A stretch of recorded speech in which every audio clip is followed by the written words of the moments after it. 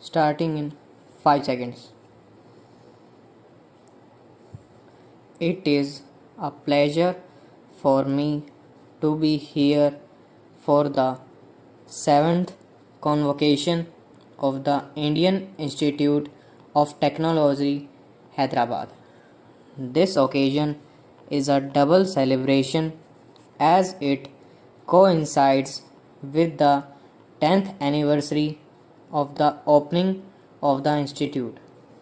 Let me begin by congratulating the IIT Hyderabad community for these landmarks.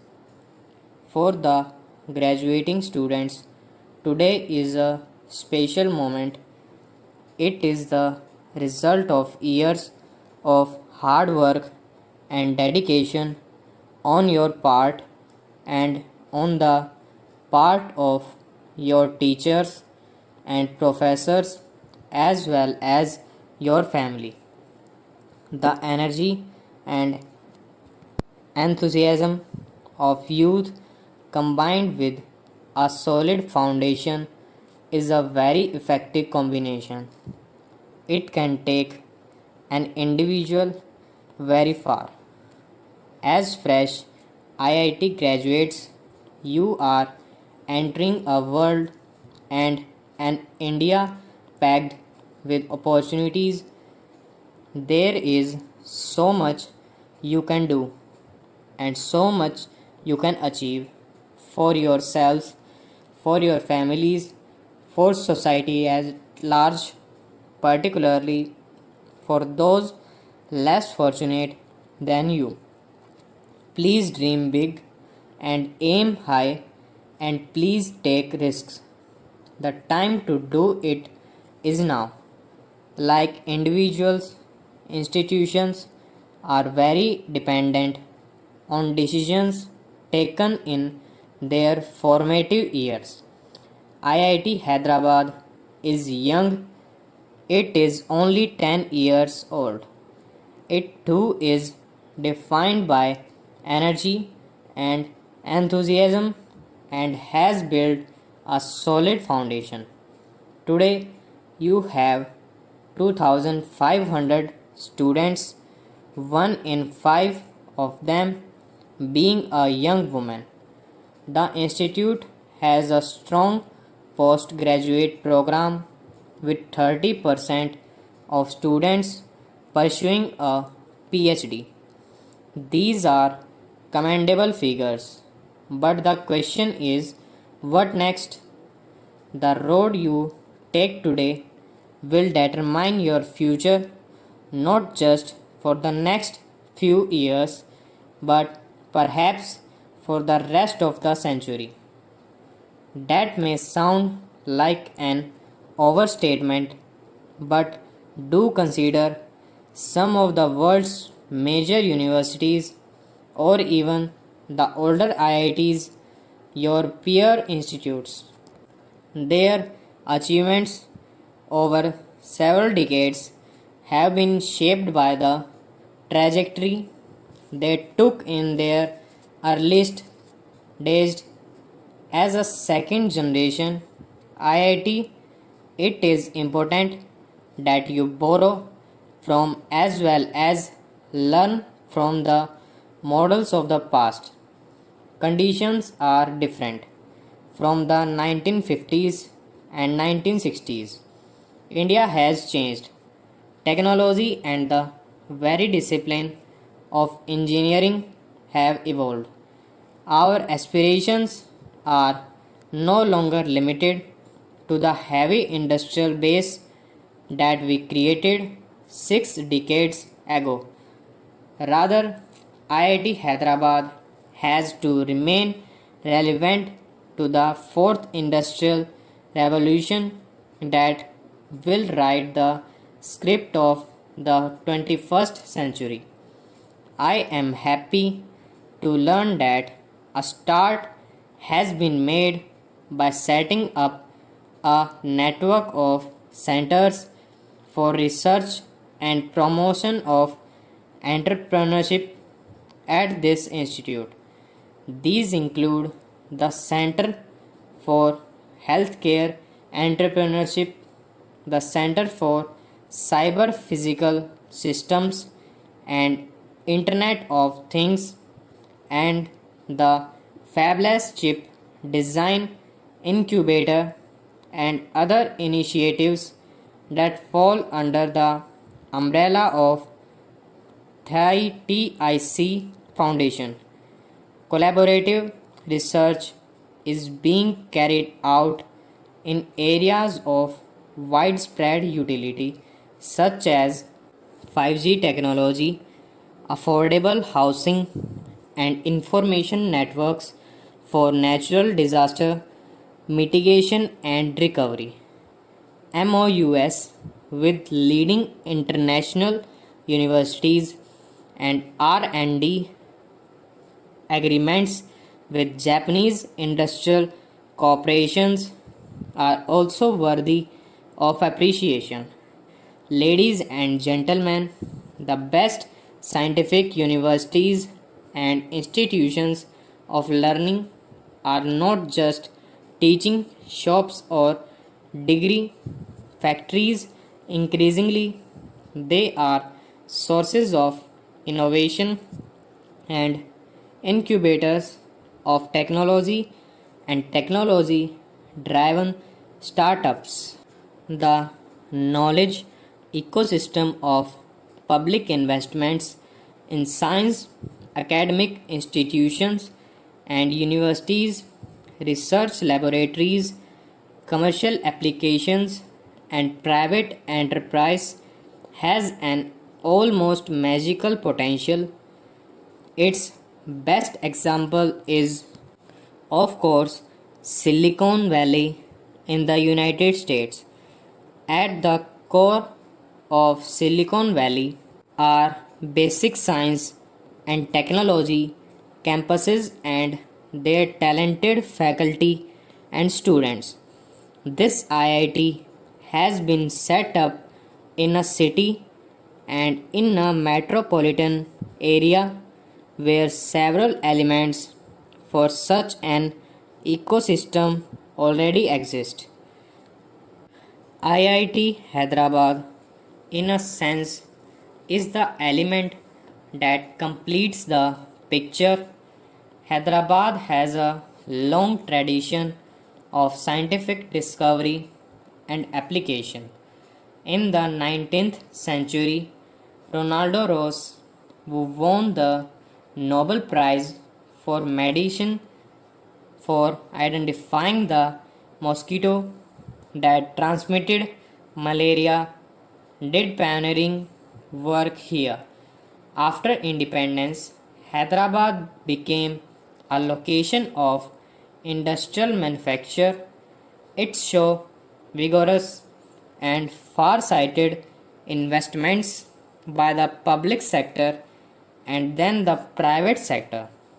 Gradually, the city's reputation grew as a research center. Before coming here, I called for details from the Council of Scientific and Industrial Research, the Department of Science and Technology, the Department of Biotechnology, the Department of Atomic Energy, the Defense Research and Development Organization, and the Indian Space Research Organization. Between these institutions, I am told there are as many as 19 research facilities and laboratories in Hyderabad. I have not even mentioned the private sector. Hyderabad based companies are engaged in cutting edge research and manufacture of biopharmaceuticals and vaccines, and separately in the field of information technology. Stop. Starting in 5 seconds. It is a pleasure to be with you all, as this convocation is a landmark event in the lives of the bright young students who have earned their degrees and medals today. I congratulate the students for their achievements. I also congratulate the parents and teachers who have toiled hard to witness this day, which is so important in the lives of these young students.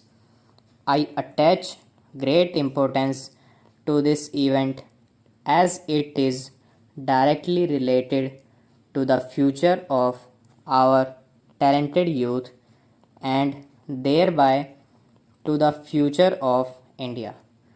Only yesterday, I interacted with many vice chancellors of central universities and directors of institutions of national importance in the presence of the Union Minister of Education and experts of higher education who are responsible for implementing the National Education Policy 2020 and other related measures.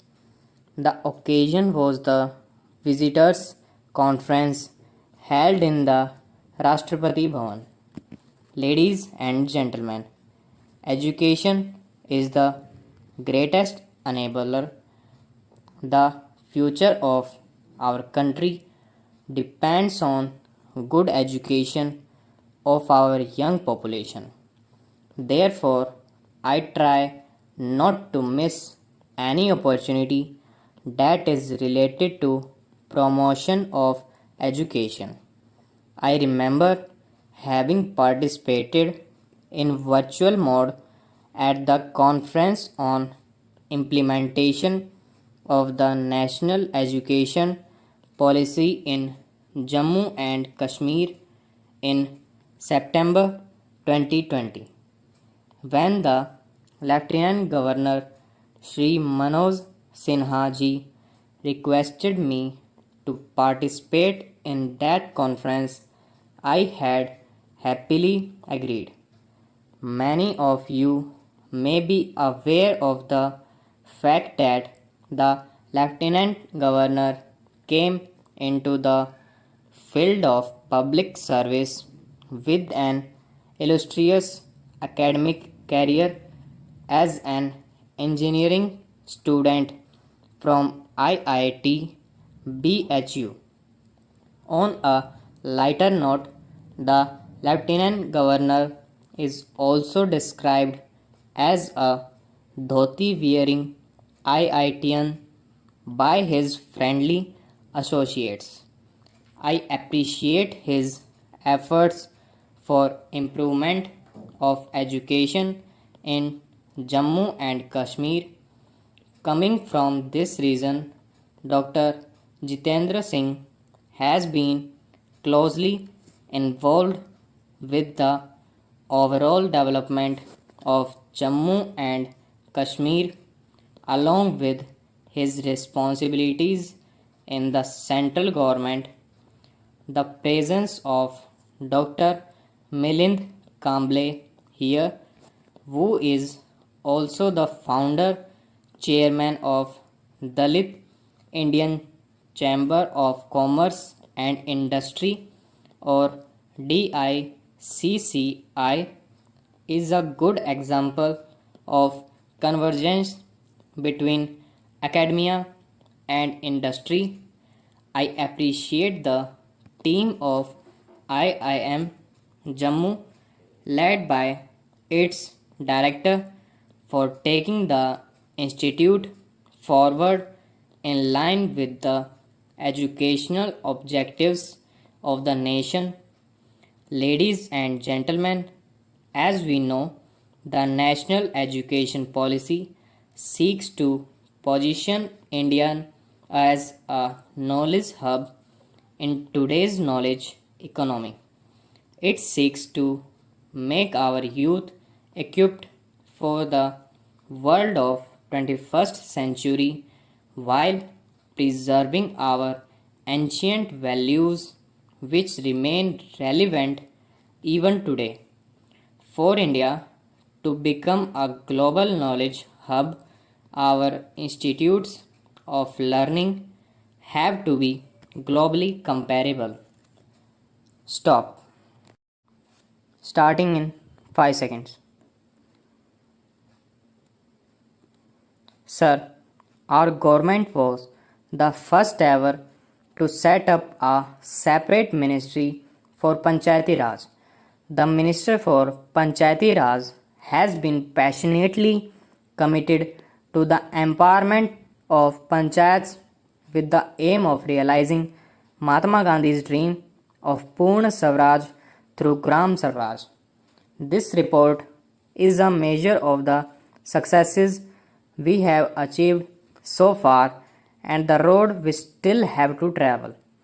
Sir, I am very happy to be here today when the issue of Panchayati Raj and its progress is being discussed. I believe the ministry has compiled a report on the state of the panchayats. I hope states and union territories will soon follow with their respective reports. It is important that its achievements and shortcomings be appraised on the basis of objective data and scientific evaluation. When this report is released in the Parliament, hopefully there will be a serious debate on the state of local self-government in our country. Sir, the task that remains is to transform the political and social empowerment that we have achieved through Panchayati Raj into effective administrative and economic empowerment. This is still to happen in many states. The National Common Minimum Program stressed that effective devaluation of functions, finance, and functionaries. It is only when these come together that panchayats will be truly empowered to fulfill their mandated role. To this end, I believe three critical steps are necessary. Firstly, the key to the effective devolution of functions is the activity map. Every state must prepare a detailed activity map that clearly spells out the activity in respect of each devolved function that must be carried out at each of the levels of our three-tier system of Panchayati Raj. I am happy to learn that state Panchayat Raj ministers have jointly agreed that activity maps be prepared on the principle of subsidiarities.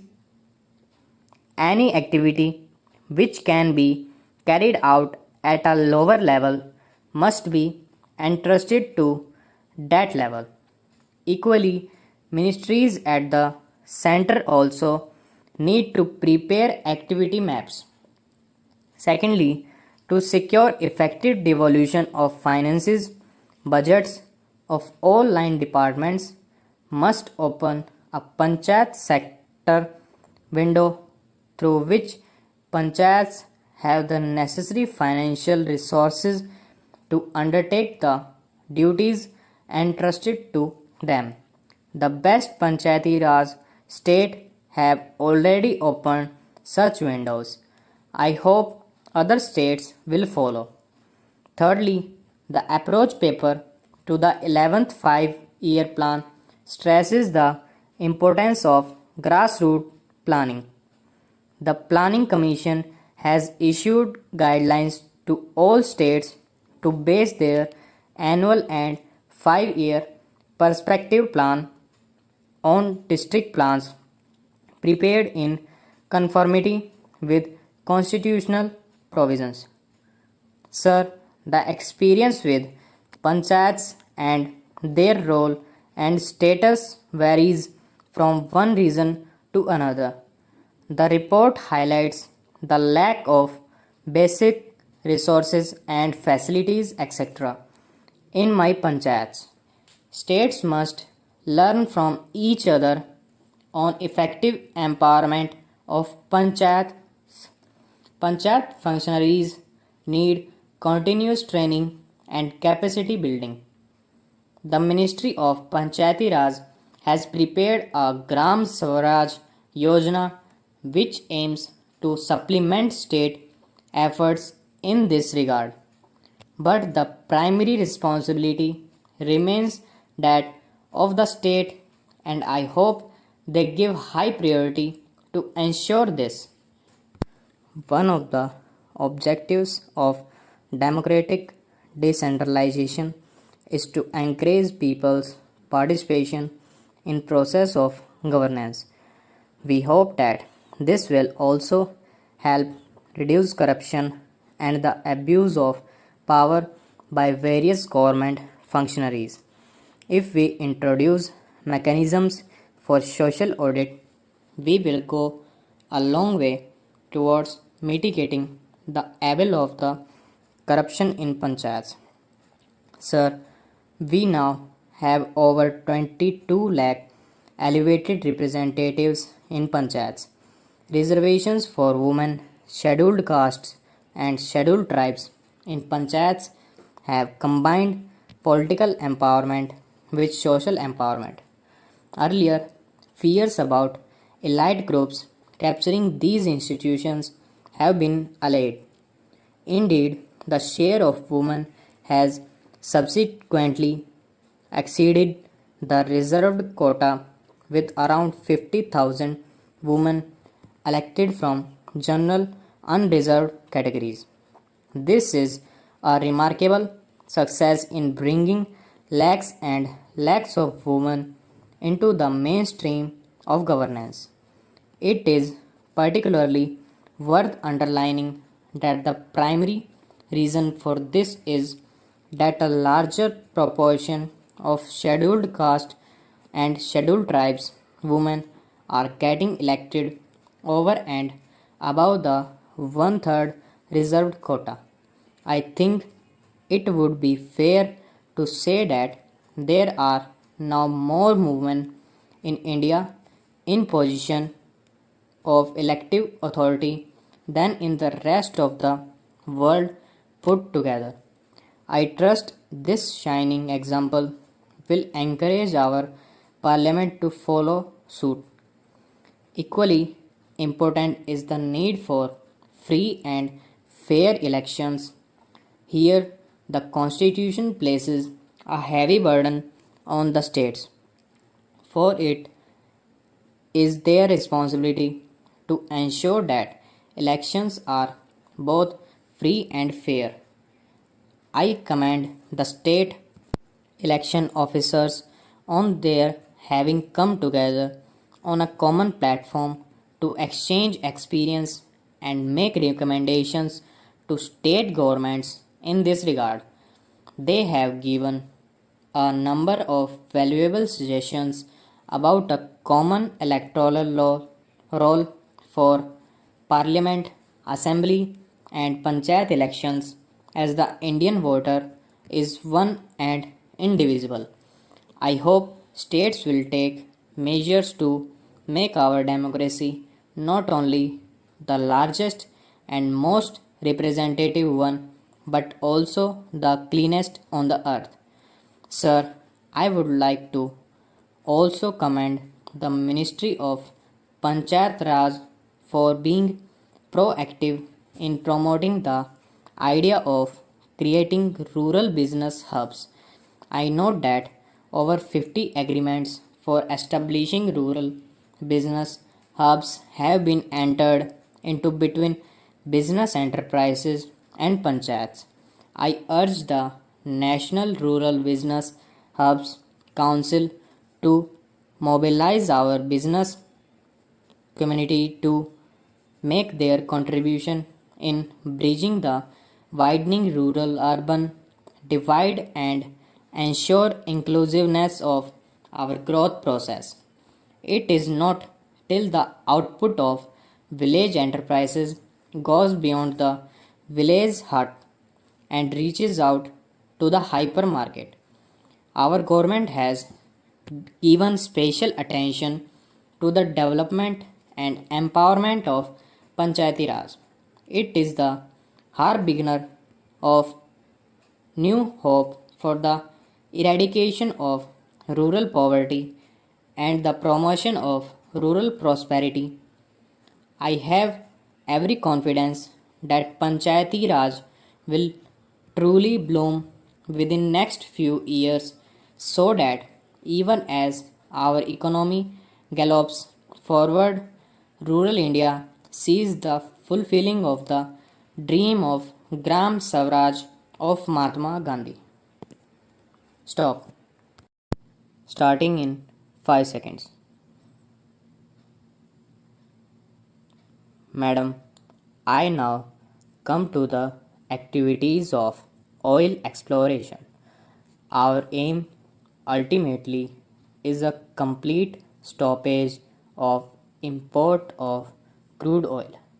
With the view to do it, we are now intensively carrying on oil exploration both offshore and onshore in the country. As the House knows, the activities of offshore explorations are increasing and there are very good prospect of getting oil.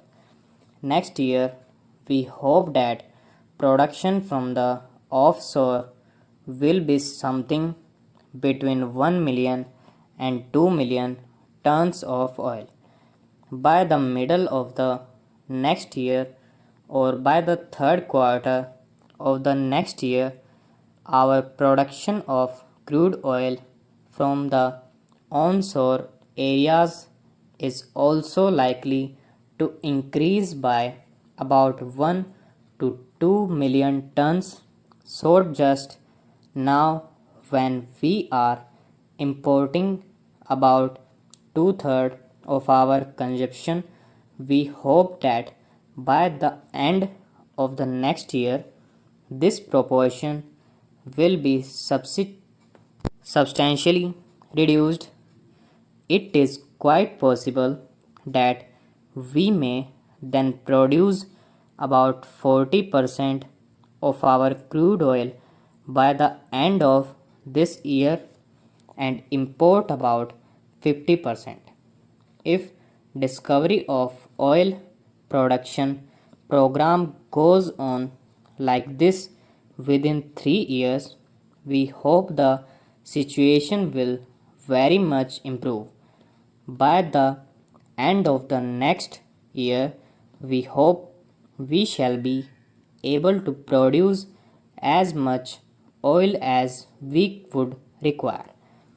Madam, such a situation in the exploration is due to the fact that the Oil and Natural Gas Commission has of late made rapid advances towards new technology both onshore and offshore. I am glad to inform the House that we are now knowing much more the difficulties of oil exploration than what we knew about a few years ago. We do not hesitate to exchange knowledge with those who have it, although there are sometimes difficulties in bargaining with such parties who know more about it than us. Now, with regard to increasing the number of refineries, it is very difficult just now to commit the government to anything like that. There are 2 refineries in Assam, a third one is coming up. With these, we hope to process as much crude oil as will be possible for us to do. We are already committed to transport 2 million tons of crude oil to Bihar. Madam, I would like to say a few words about the Assam oil situation.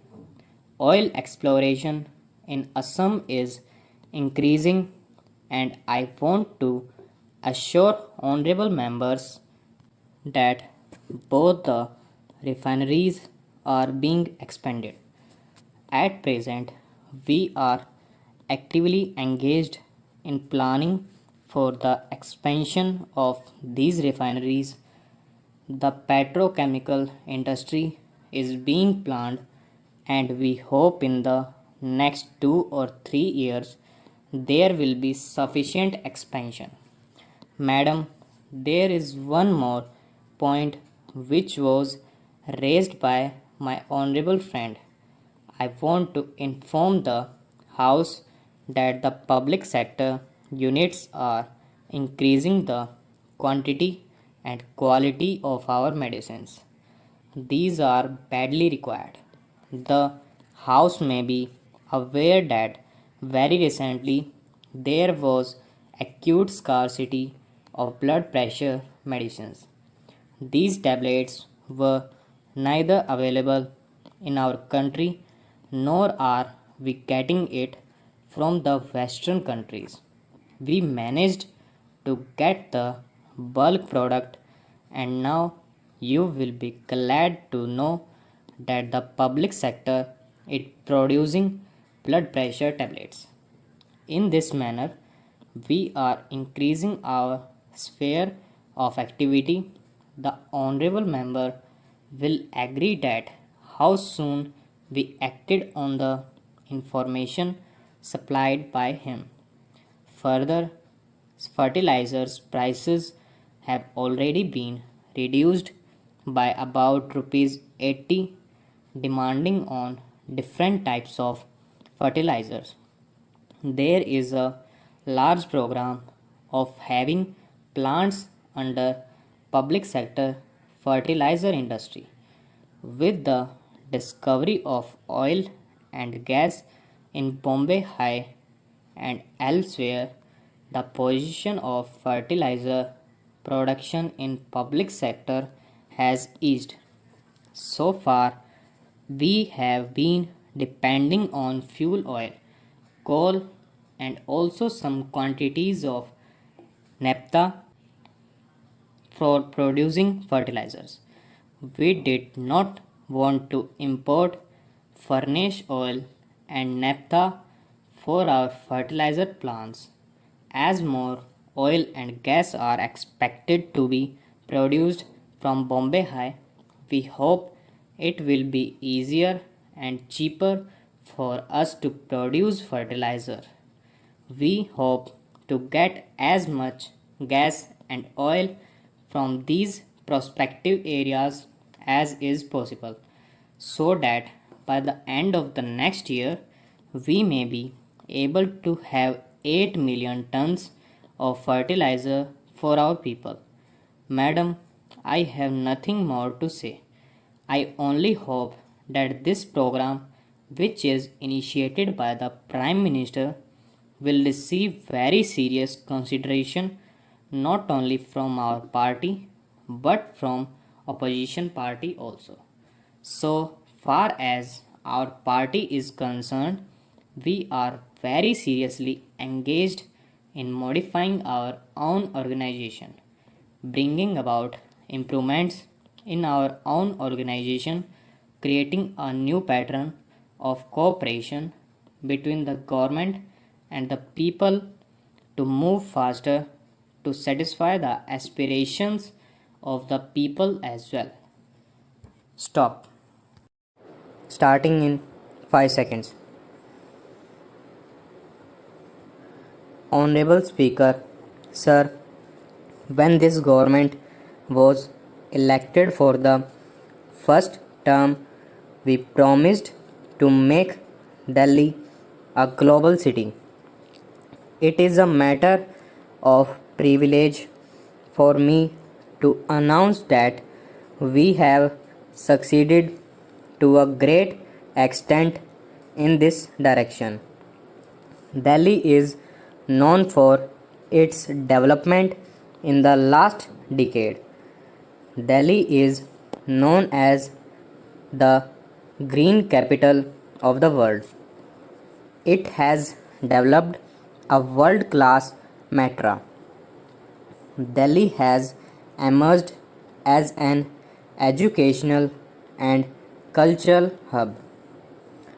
It is famous for health tourism, beautiful roads and flyovers, and public transport. From this year, it will also be known as a city of sports and sports infrastructure. A study by a reputed organization reveals that amongst 37 cities across India, Delhi has emerged as the best Indian city in terms of quality of life and living standards. As a result of our efforts, Delhi tops the list based on education and economic environment ahead of Mumbai and Bengaluru in the country. Sir, Delhi government took timely action through market intervention for controlling the retail prices of essential commodities. As a result, the retail prices of food items increased in Delhi at the national level. In Delhi, the rate of inflation on the consumer price index for industrial workers was the lowest as compared to other metropolitan cities and at the national level. Mr. Speaker, Sir, the local bodies in states are getting grants from the center as per the recommendations of Finance Commission. This financial grant is not being made available to the local bodies in Delhi by the Finance Commission. We have set up 4th Delhi Finance Commission for recommending devolution of funds for the period of next 5 years. Sir, with the comprehensive approach to city development planning, we have initiated a number of reformative measures both in project and program formulation as well as their implementation, monitoring and evaluation. Taking into account the funds for completion of ongoing projects, I propose to enhance the plan outlay for the current year. Sir, in order to give effect to the revised estimates, supplementary demands for grants will be required. 1. Therefore, seek the approval of this House for the supplementary demand for grant. Sir, to improve the quality of public transport, we have decided to introduce low floor buses and air conditioned buses. More buses are also being added. We are confident that with this, public transport will improve to meet the requirement of the city's growing population. Taking into account the increasing number of vehicles on city roads, government is paying due attention to pedestrian safety, and convenience. A massive program for construction of foot over bridges has been started.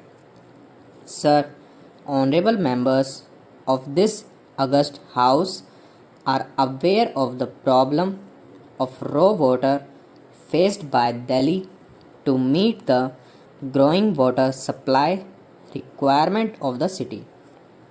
Government of Haryana has been asked to complete the project at the earliest. Sir, to improve the sanitation and environment in the city, we have decided to provide sewage system in all rural villages of Delhi. Sir, we are committed to improve the quality of education in government and government aided schools, for which a number of steps have been taken. The first is to set up new schools in localities which do not have adequate number of schools. For the next academic session, 5 new schools have already been started, 4 schools have been upgraded, and more schools are proposed to be upgraded. Government has started pre-primary classes in all Sarvodaya Vidyalayas. Sir, government is providing subsidy on school uniforms to students of Delhi government and girl students of government aided schools. In case of aided schools, the benefit of uniform subsidy and textbook subsidy is being given only to the girl student. Sir, I propose to extend this facility to the boy students as well.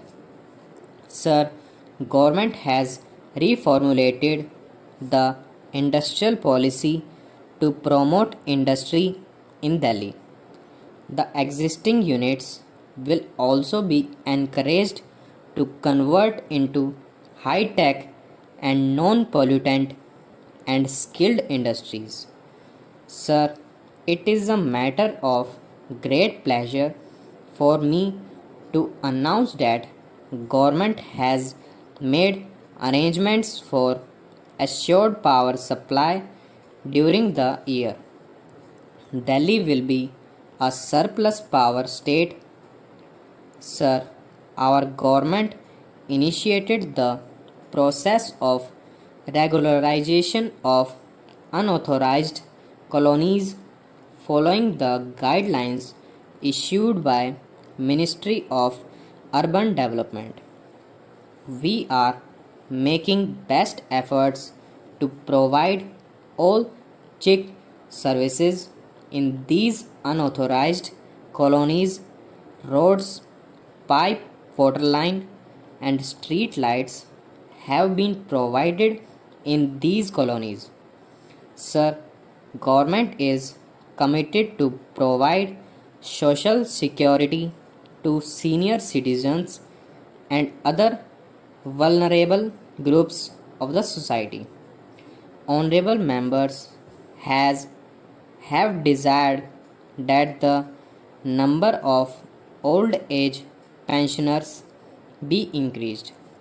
Therefore, we have decided to provide cat age pension to 1 lakh more senior citizen in the next year.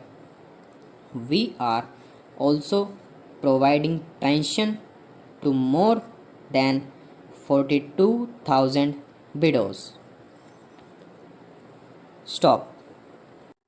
Starting in 5 seconds. Mr. Deputy Speaker, Sir, I rise to express my views on this important bill, namely the Food Safety and Standards Bill. When we talk about food and food safety, we are definitely concerned about the health and safety of human beings. Good food means good health. Healthy citizens mean a lead to a healthy and wealthy country.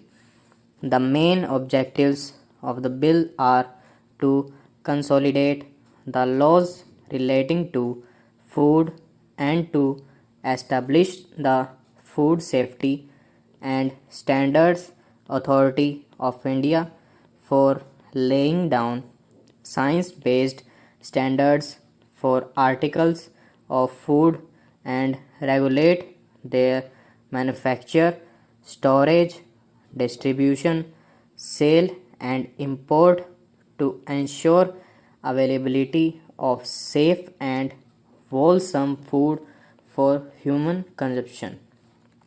Sir, as the bill is the outcome of the discussions on various meetings of parliamentary and ministerial committees, the Food Safety and Standards Authority should be made an autonomous body. Also, it should be headed by a scientist or an expert in the field of agriculture. Sir, you are aware of food adulteration. We do not get pure drinking water in rural as well as urban areas. Even when we pay and purchase water, we are not sure whether the water is pure or of good quality. In view of the fast growing food processing industry and liberalized trade, we have to ensure that the consumers are not cheated by the sale of substandard goods and also that the country is not made a dumping ground for the substandard imported goods. There is mushrooming of foreign companies, multinationals, Chinese and fast food restaurants in India. They use various food additives which are very much harmful, particularly to children. Sir, the functions of the proposed Food Safety and Standards Authority are to be lauded. There are prescribed standards and guidelines for articles of food to regulate and monitor manufacturing, processing, distribution, and sale of food so as to ensure safe and wholesome food for the people.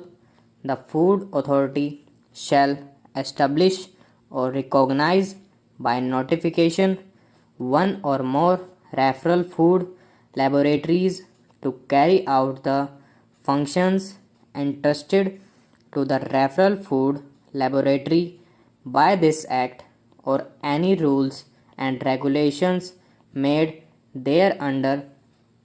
As far as the sample testing is concerned, there should be strictly a time frame of getting the verification report within the shortest period of time.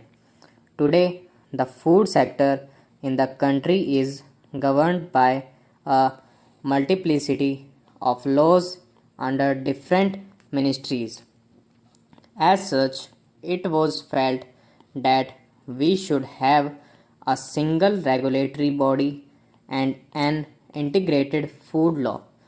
Sir, I strongly feel that every stage in the food chain needs to be standardized and also there should be strict ban on advertisements on print as well as electronic media which lead to unfair trade practices.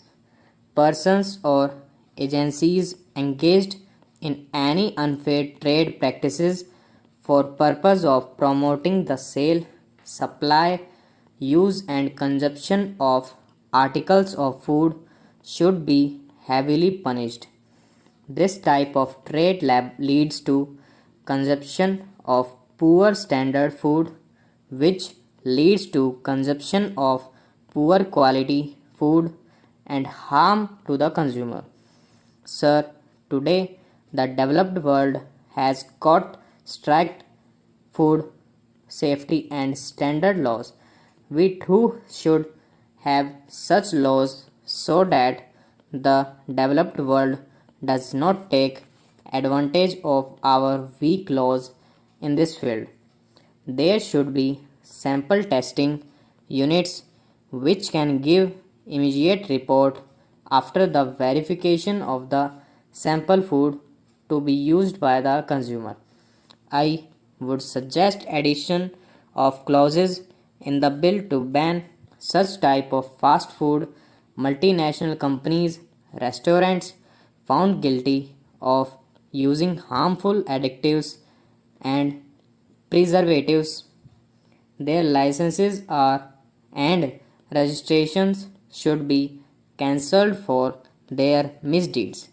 Sir, the bill makes provisions for graded penalties where offences like manufacturing, storage, and setting misbranded or substandard food are punished with fine and more serious offences with imprisonment.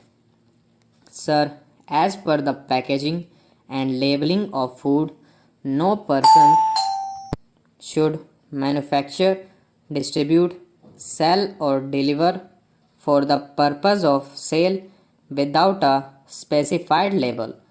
There should be a specific standardized agency for different food items. Sir, the domestic market for processed food is growing at a healthy 15% a year. However, it is very unfortunate that there is a complete lack of quality control in India's food sector.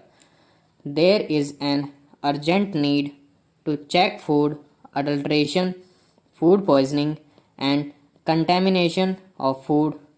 There is no denying the fact that available food should be safe, hygienically produced, and wholesome with right nutritional configuration. Sir, the implementation of the Act is going to be a big challenge as there are not enough laboratories that can do sensitive and detailed testing. On the whole, the bill is very timely and strengthens the law which is badly needed today. I wholeheartedly support this bill. At the end, sir, I thank you for giving me an opportunity to speak on this bill. Stop. Starting in 5 seconds. Sir, I am very glad that I have the opportunity to take part in the discussions on the demands for grants in respect of the Ministry of Labour. I am glad we have got a very good Labour Minister, but I do not know whether he is able to take all the necessary steps to improve the labour situation in this country at this crucial moment. Sir, in the Labour Ministers' conference some time back, it was suggested that steps should be taken to enforce the minimum wages in the different industries.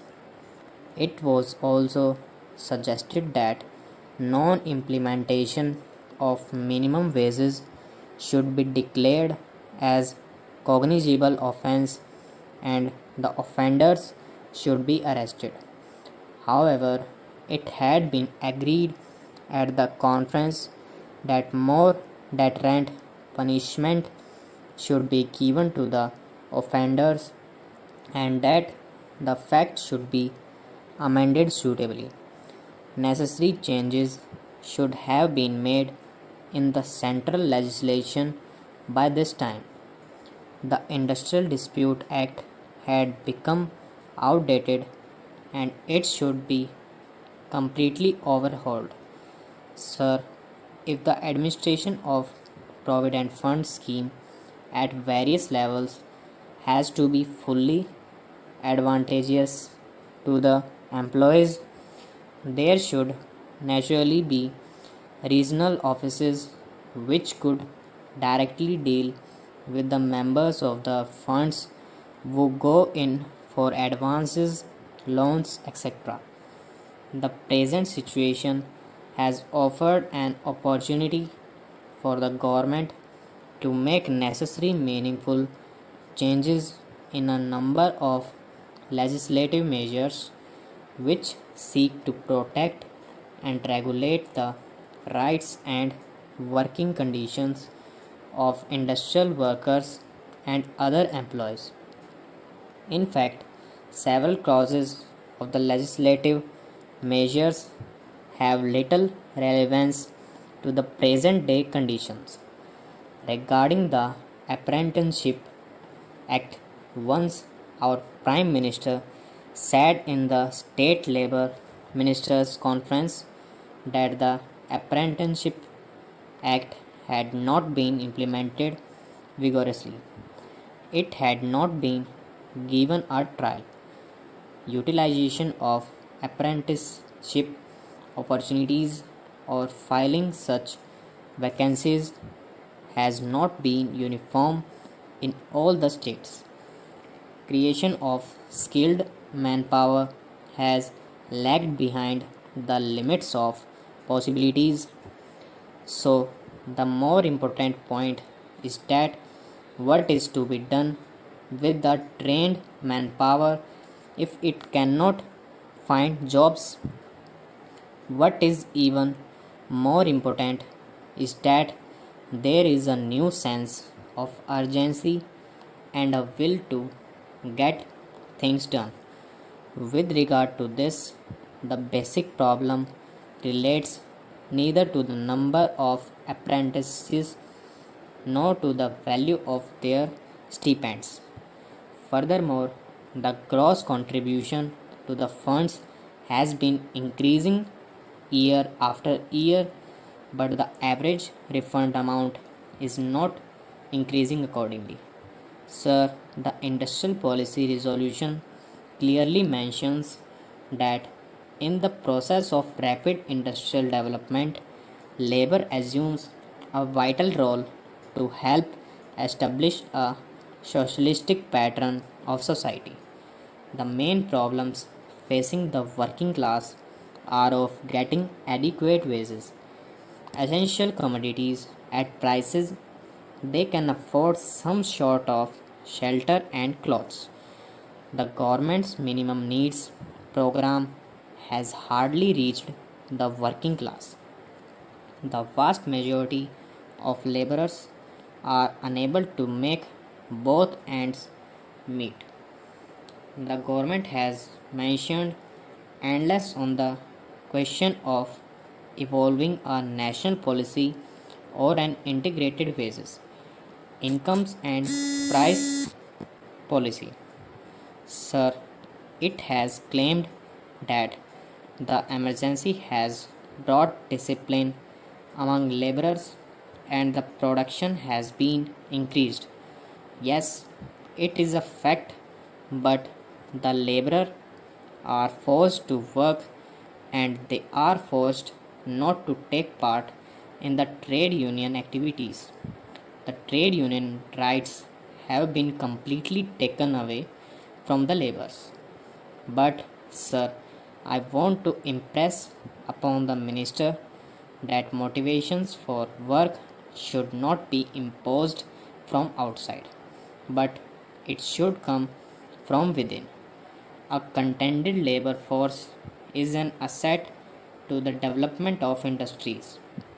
You have taken away the permitted bonus.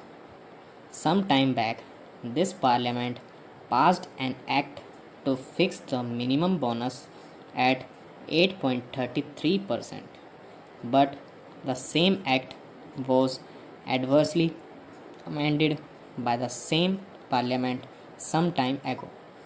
The bonus was accepted by this government as deferred wages, but the same government has reversed the conception of bonus, and this government says that bonus is not a deferred wages but it is connected with production and productivity. But what about the owners of industries? Do you know how much have they reduced in the dearness allowance of the workers nowadays? Not only that, a number of companies have been held guilty for failure to deposit the provident fund money and also for mishandling the amount due to employees.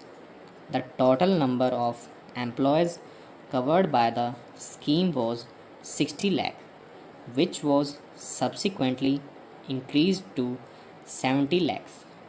The gross contribution to the funds was expected to the to be increased, but the refund has not increased accordingly. Further, the area in default in payment by the employers on an average over a period of 5 years is increasing alarmingly. Such a situation calls for stringent regulation and control over the operation and administration of funds. Stop. Starting in 5 seconds. The value of education lies not just in getting a degree or training for a job. The real value is in giving back to society and in helping those less privileged and less fortunate than us.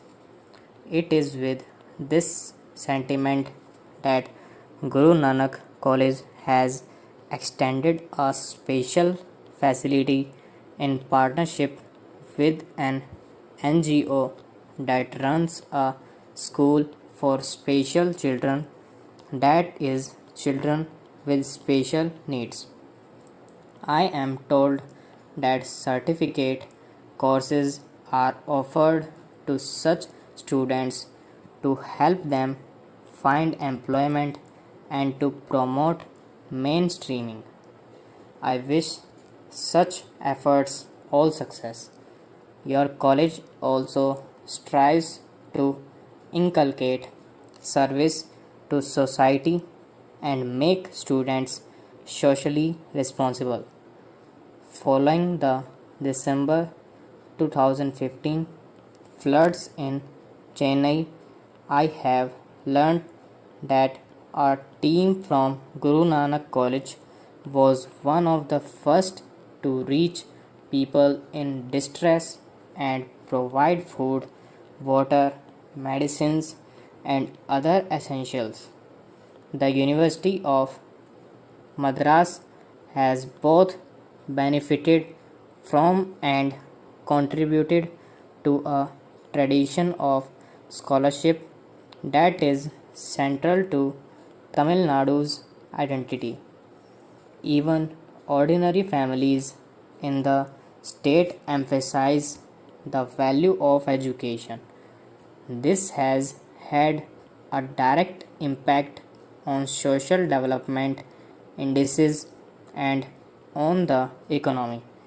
Tamil Nadu has a proud culture of research and innovation, whether in the pure sciences or in medicine and of engineering and manufacturing. It has a well regarded IT sector and a growing digital economy.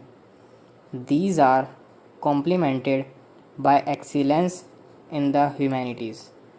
It is no surprise that the Tamil language is among the most ancient in the world. Centuries before many others, it was exploring the literature and philosophy of learning. the ability to pursue education as an end in itself, as well as to help fill gaps in day to day lives of our fellow citizens in commendable. In this context, the people of Tamil Nadu and institutions such as the University of Madras are a model for our country. Inevitably, it is to institutions such as these that we turn for direction and leadership at the beginning of the 21st century. This is an exciting chapter for India. We are looking to become a developed society and to urgently eliminating poverty as well as ensuring health care, education, housing, and energy access for all our people.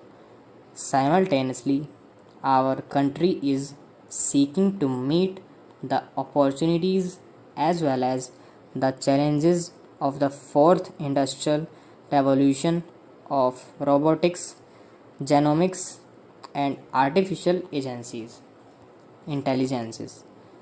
Universities such as this one are expected to be our navigators on this journey. Institutions in Tamil Nadu have shown commendable agility in nurturing an ecosystem that helps engineers and other qualified young people to become entrepreneurs and job creators. This is the route to the future, and this is the pathway for the youth of our country. This convocation and this anniversary are a moment of renewal for both the University of Madras and for those graduating today. For the university, the 160th anniversary is a point at which to reflect as to where you wish to be in 40 years when you commemorate your bicentenary.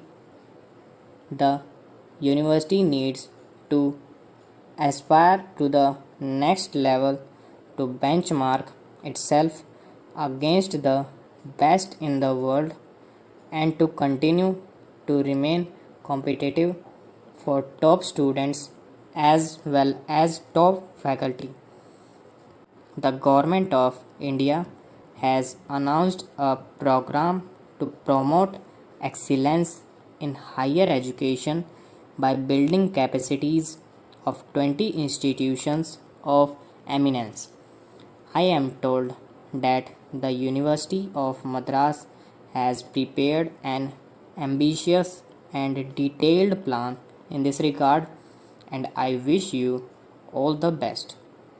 Please also build networks of your impressive and globally dispersed alumni and involve them in actionable proposals to upgrade the university, its system, and its scholarship. This attribute has helped it stay contemporary and relevant to emerging needs of students and of society. The range of courses and subjects offered here symbolizes this and spans the traditional liberal arts to 21st century disciplines. History and economics are taught here, and so are anthropology and religious studies. And today, this university has room for, among other, bioinformatics and nanoscience, etc. And to the students who are graduating today, I can only say that you are entering a world teeming with opportunities. You have been fortunate to have experienced education in a university of such standing. Not everybody has this privilege. As you leave this campus, carry your learning with humanity in some manner or in any manner you choose. Give back to society and to those who are less well off. Let that be the true test of your education. I am happy to be with the cream of our cinema industry for the 65th National Film Awards ceremony. I must begin the by congratulating each of the 125 award winners as well as the countless artists who have worked on the films that are being recognized today. This is a special moment for all of you and India. Stop. Starting in 5 seconds. Mr. Chairman, sir, I am thankful to the honorable members for offering their views. Everybody expressed his sympathy for the farmers. There can be nothing important than this for us. Some of our friends say that 70% people depend on agriculture. I believe that 100% people depend on it. If the stomach is empty, nothing runs smooth. Some of our honorable friends are saying that production has declined and food grains are not available. It is not that there was no agricultural policy earlier and there is none now. It is also not that we are running the government without any policy. Had it been so, we would not have commended the farmers. We would not have praised them that they are shouldered the responsibility of the whole country. Earlier, the population of the country was 34 crores, whereas it has exceeded 125 crores now. Earlier, we required 50 million tons and now our requirement is 300 million tons. It is needless to say that still we require more food grains. We are moving ahead and expecting increase in agricultural production. On the other hand, nobody sees that production has increased. People will complain that they are not getting sufficient food. It is because every year there is an increase of 2 crores people in the country. How can it be checked? We shall have to think over it. There is no expansion in the land area. It remains static. We shall have to consider all these points. Everybody asks me about the agricultural policy and what I was going to do. A system is being followed right from the beginning that production increases in the same ratio. There should be cooperation from both sides. Nothing can be done single handedly. Our scientists are busy in research. Had there been no coordination and encouragement from the government, perhaps we would not have achieved that much progress. My efforts are also aimed at it. During the course of the debate, there was a reference to Banu Pratap Committee. It was alleged that the recommendations of the committee were not implemented properly. They were discussed in the cabinet but were not implemented because of certain considerations. It is the demand of everyone including the honorable members, that the farmers should be paid remunerative prices for their produce. At the same time, inability to pay remunerative prices is also expressed. I feel sorry at the burning of wheat during the protest staged on 6th. This pained me much because we are equally concerned about the welfare of the farmers. You people persistently raise the demand for payment of higher prices to farmers for their produce. Agriculture is my only vocation, which I did myself and did not pursue another profession. One honorable member inquired from me about the total land in my possession and whether I have distributed it or not. I would like to submit that I was the first person to have invited people for distributing land with ownership rights. You people can yourself witness how I have converted the barren land into the fertile land. The area which was once a desert now abounds in greenery and stands as a beautiful oasis. I love both nature and farmers. I love plants like my own offspring. That is why I do not want to hurt the farmers' sentiments, nor am I against payment of remunerative prices to farmers for their produce. However, besides this, we also have to think of the interests of the national while taking care of our farmers. Farmers have voluntarily done a lot for the country. Farmers have not got involved in any sort of corrupt practice, that is, black marketing, hoarding, and profiteering.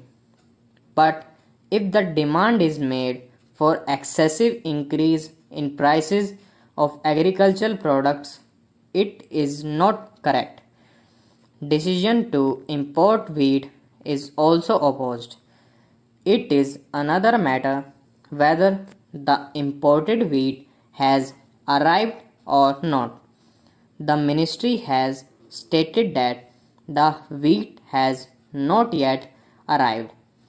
Can the purchasing of a medicine for a patient suddenly fallen ill be postponed for the next day if the medicine is available at higher price in the night?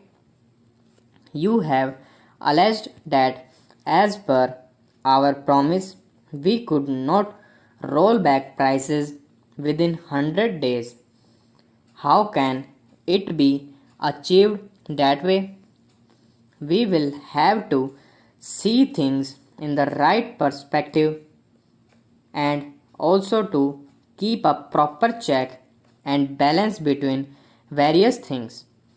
If the farmers' interests are to be watched, then we will have to watch the interests of the common man too. We will have to consider the condition of the farmers and the poor both. Therefore, I announced the payment of bonus of rupees 50 per quintal on wheat over and above the procurement price. Stop. Starting in 5 seconds. Mr. Deputy Speaker, Sir, I am extremely grateful to the honorable members who have participated in the discussion and expressed their view on the interim budget which I presented in the House yesterday. We have had a fruitful discussion on this subject. This is a routine exercise. The House is aware that I have come with the interim budget and I am pleading with the House to pass the vote on account for 4 months under very exceptional circumstances. I would like to place on record that what I have presented to the House is not my own creation. This government cannot be held responsible for what has transpired in the year which is going by.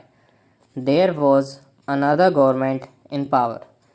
Most of us on this side of the house who are sitting on the treasury benches were in the opposition then, and most of the honorable members who are sitting on the other side of the house were either in the government or were supporting the government from outside.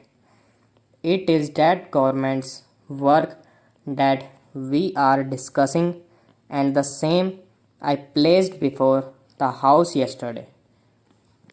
Now, sir, I have said very clearly that the revised budget estimates and the budget estimates for the next financial year do not reflect the thinking and the priorities of my government. I have said in my budget speech that it is our firm resolve to review the 5-year plan and to revise the budget estimates so that they reflect our thinking and priorities when I come before the August House with my regular budget. That will be the time for you to judge us. That will be the time for you to judge our intentions, and that will be the time for you to judge our actions. As I said, this is not my creation, but in a parliamentary system, we are often faced with a situation where the existing government has to carry on with the legacy which has been left behind by the previous government. My next point is we have talked about in our national agenda for governance that we believe in having a consensus. A point has been made in this house by one of the honorable members that we should have the same kind of consensus in regard to economic policies that we have developed over a period of time in our foreign affairs and defense policies. I see no reason why this House cannot evolve such consensus. I am pleading strongly that we must evolve that consensus so that the economic policy, which has become a major tool for the progress of this country, is not subject to the vagaries of a situation. We must have a consensus, and I think we are very close to it. Sir, we were criticized by many people that we did not follow the path followed by East European countries. We were criticized in this house, we were criticized in this country that we did not follow the path followed by those countries. There was a thinking at that point of time that it was the best model of development. That model of development has collapsed. Then we were told that the countries of South Asia were the best models of development, and India should follow those models of development. Now they too have collapsed today. They are going round the world with the begging bowl. Therefore, I would like to emphasize before this House that the only model of economic development that India can follow is the Indian model of development. There is no model in the world which Indian can follow successfully except the model which we must devise ourselves on the basis of the concepts which have been handed down to us by the great leaders of the past. If we do that, then consensus building will not be difficult. The honorable members have talked about foreign investment. I hope the honorable members are aware that foreign investment at the best of times has played only a marginal role in our economy. I have absolutely no hesitation in stating on behalf of the government that my government welcomes the foreign investment, but this kind of investment in India is welcome in certain areas which we call priority areas, including infrastructure. We are not interested in areas where we do not need it, and they are interested to come to our country for their own profit. Unfortunately, I do not have the time to go into the details. The demand for level playing fields by the Indian industry has arisen not from our party, but it was raised by the Indian industry itself. I am not saying that we believe in the level playing field also, but I have said, and I would like to say on the floor of this House, that this government should not accord to the foreign investors any privilege or any concession which is not available to the Indian industry. This point has been discussed in the cabinet, and the same view is expressed in the President's address to both the Houses of Parliament.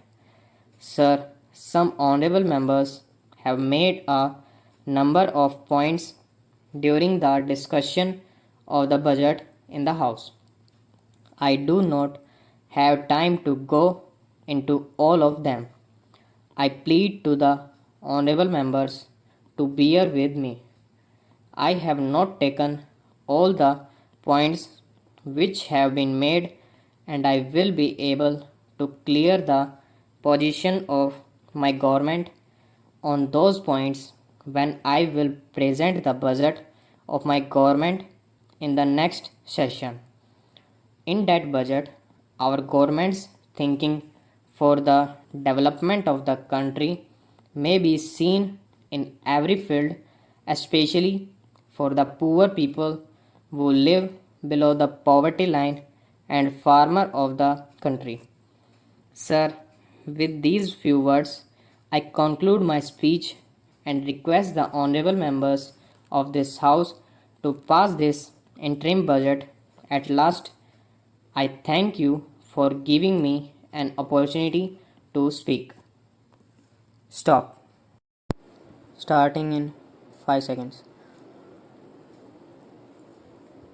Madam, in India, the Constitution provides that the citizens have fundamental rights, and all the fundamental rights are nothing but human rights.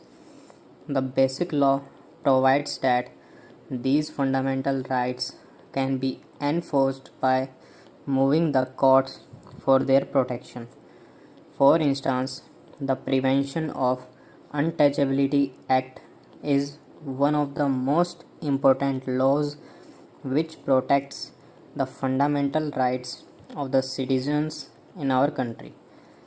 Madam, I would like to thank the honorable members for having shown so much of interest in the amendments suggested to this law by the government and for having given very good suggestions. I would like to limit my comments to the general principles relating to the human rights, then to the amendments suggested by the government, then to the amendments suggested by the honorable members, and then conclude my reply on this bill.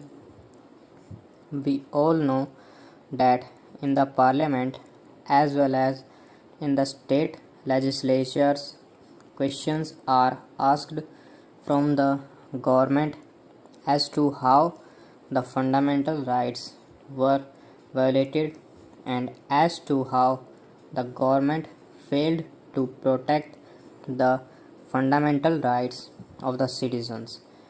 That is one of the most powerful instruments available to the representatives of the people to protect the fundamental rights. We have a strong judiciary in our country. At the apex is the Supreme Court. At the penultimate level are the high courts, and at district and taluk levels there are lower courts. Through these courts, the fundamental rights given to the citizens are protected, and fortunately for us, we have a very strong media in our country.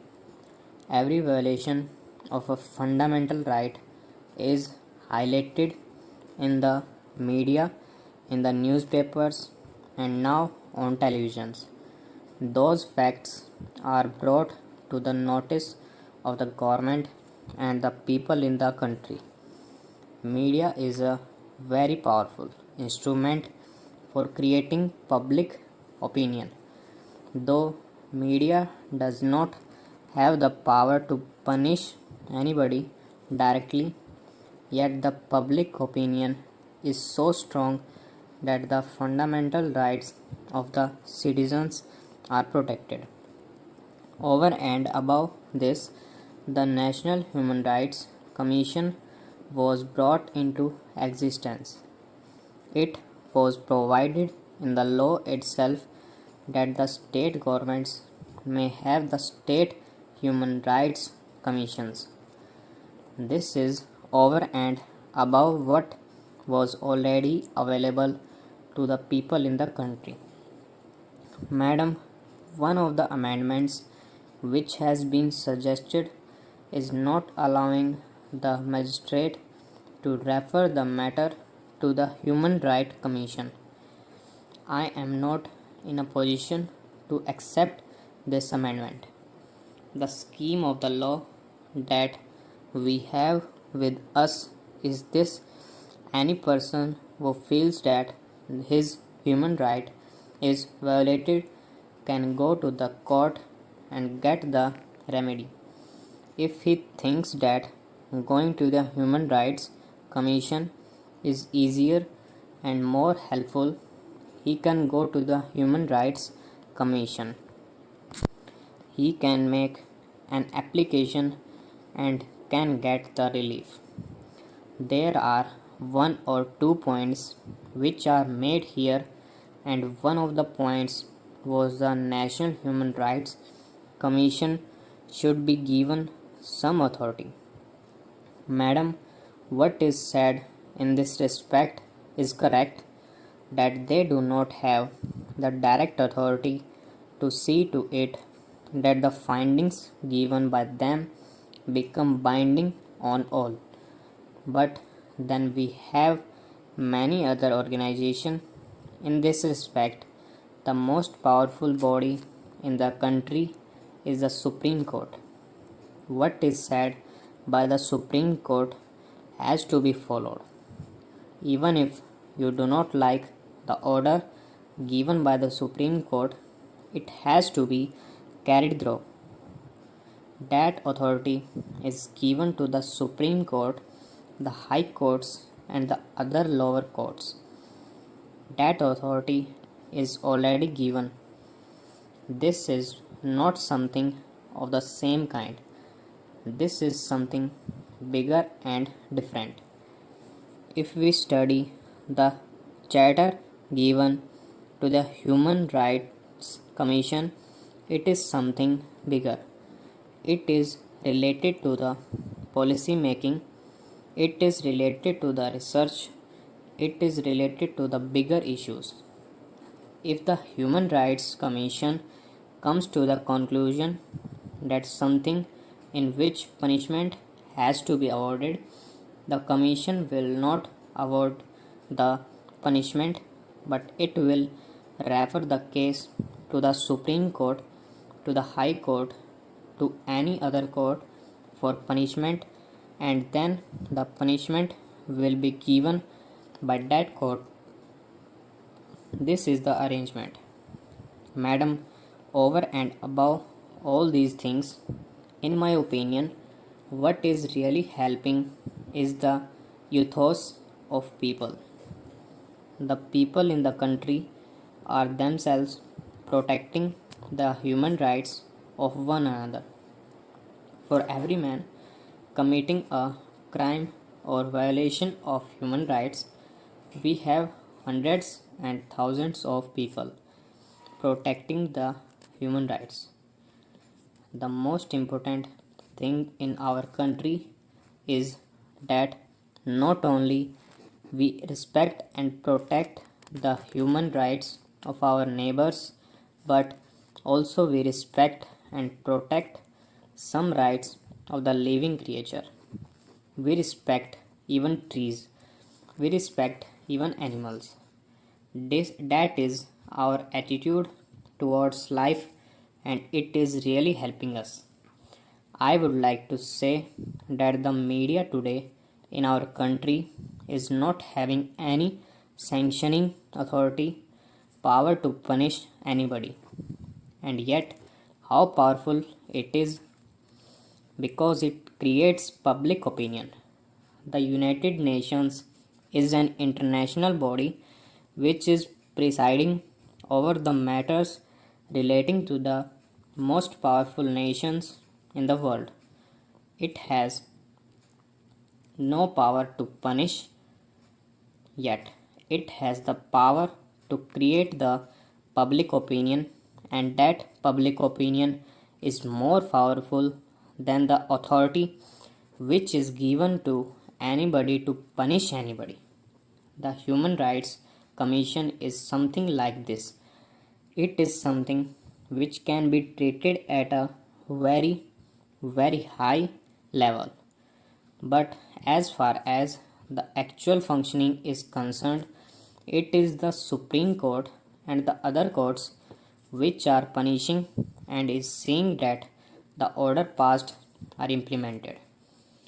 But to the extent it is necessary and possible to give more powers to the Human Rights Commission, we will again examine it, and wherever necessary and possible to do something in this matter, we will be happy to do that. Stop. Starting in 5 seconds. Honorable Chairman, Sir, the Sarkaria Commission report is a highly fruitful report. It is a very serious document which has taken into account the totality of the political life in the country, and it has made some very important recommendations, though very wisely. It has not touched the basic structure, the fundamental structure of our constitution, nor has it made any basic or radical institutional changes. If we go through the report, we will find that the main thread which is running through the entire report is unity and integrity of the country. That is why the Sarkaria Commission has laid stress again and again on a strong center and at the same time strong states. In fact, our founding fathers were very wise people. When they were framing the constitution, they were foreseeing the events. They were very tall people and they knew that what was going to happen. They could envisage, and so they envisaged that it is a strong center and a strong state that was required, and there is no contradiction between the two. They must live in harmony. They must work in harmony. That is the spirit of our constitution. If at the time of framing of our constitution there was need for a strong center, there is more need for it today. Sir, we are discussing something which will affect the future generations also. We are attempting to review the center state relations after a very long time, and so we have to be objective. We have to depart from the party angle. We have all to speak as true Indian in this august house, which is the upper house of Indian Parliament. I would say that we must have people of very high caliber. So, if an ex minister, if a person of a very long experience, if a minister, or if a very senior member of parliament is available, we should take advantage of his majority. There should be no ban on appointing such a person as the governor. Many things have been said about president's rule. It has also been said that there has been abuse of this provision of imposing president's rule. As many as 9 governments were dismissed by the Janta government in 1977, and this was repeated in 1980. But the whole point is the president's rule has to be imposed if there is no stable government possible for cooling off time, and that has to be decided by the president on the report of the governor. But I do not agree with the Sarkaria Commission that the reasons given by the governor should be put down in the proclamation imposing president's rule in a particular state. This will be wrong. If you do that, it will become justifiable. The courts will come into the picture and they will pass stay orders. They will go into the reasons, whether the reasons are correct or whether the reasons are justified or not. Therefore, I do not agree with this. Sir, I do not agree with the observations that it is desirable that a politician from the ruling party at the union is not appointed as governor of a state which is being run by some other party or a combination of other parties. In my opinion, that is not practicable. As I said, that I do expect that when a person becomes a governor, then he forgets to which political party he belongs, and when he sits on that high pedestal, he must take objective view of the situation. In any case, the Commission suggests a constitutional amendment. I would say do not bind the choice of the center by writing it into the Constitution. All these good points must be taken into consideration, and we should have a conviction then that we will not appoint any person of a low caliber or a person who is not expected to deliver goods. About the All India services, I am surprised at the demand being made in certain quarters.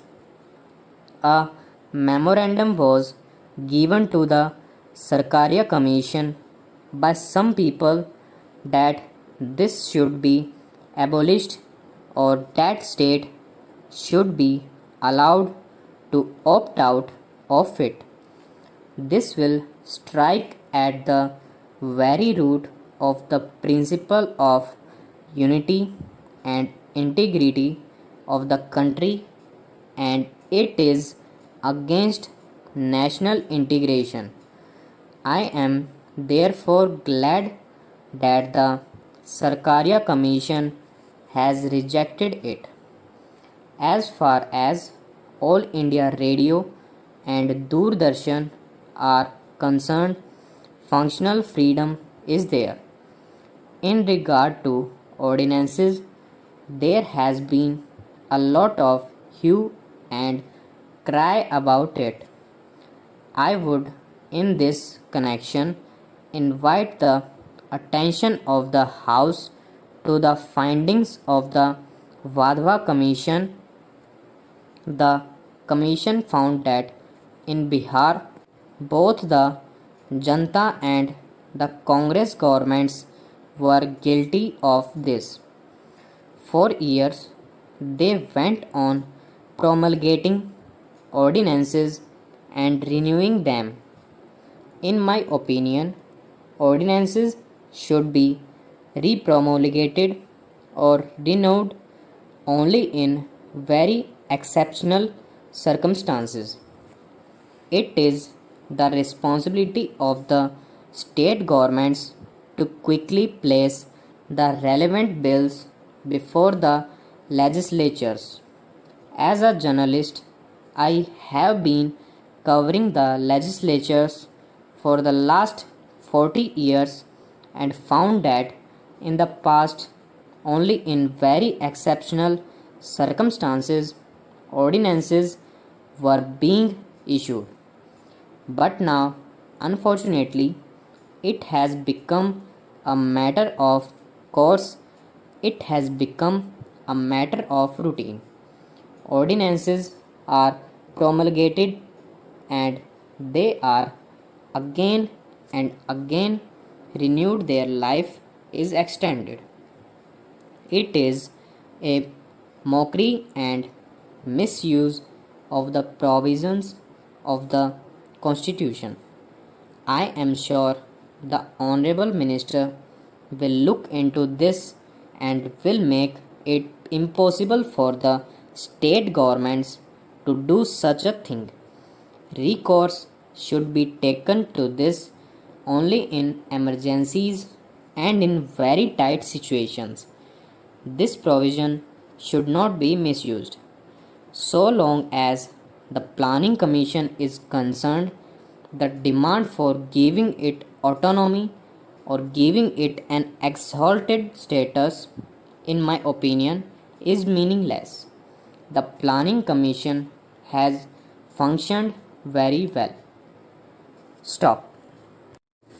Starting in 5 seconds. I am happy that 1.5 years after the first agriculture summit, we are meeting again to review the status of implementation of policies necessary for the development of our agricultural sector. We cannot deny the fact that there is a crisis in agriculture in many regions of the country. In many parts of the country, agriculture is being carried out in adverse conditions. The problems may be attributable to a wide range of causes, but the end result is that there are larger areas where farmers seem to be in acute distress. It is also a fact that in many other parts, agriculture is seeing a major transformation for the better, and the farmers in these parts are reaping the benefits of technology, irrigation, etc. Our government has succeeded in arising the decline in public investment in the agricultural sector. We have also increased the availability of credit at reasonable rates to farmers. Short-term crop loans are now available at normal rate of interest, for which we are providing subsidized refinance from governmental institutions. However, we need more thinking on the credit front. While the financial system should do more for the credit needs of the farmers, we need to raise some questions. It is necessary that we find answers to these questions in the near future. Last year, I had sought suggestions on measures to improve the institutional framework for providing long-term capital for investment in agriculture. I am afraid that we have not made much progress in this regard. I request you to apply your collective minds to this again. To overcome the situation of agricultural distress, a package has been put in the place for some districts in Maharashtra, Andhra Pradesh, Karnataka, and Kerala.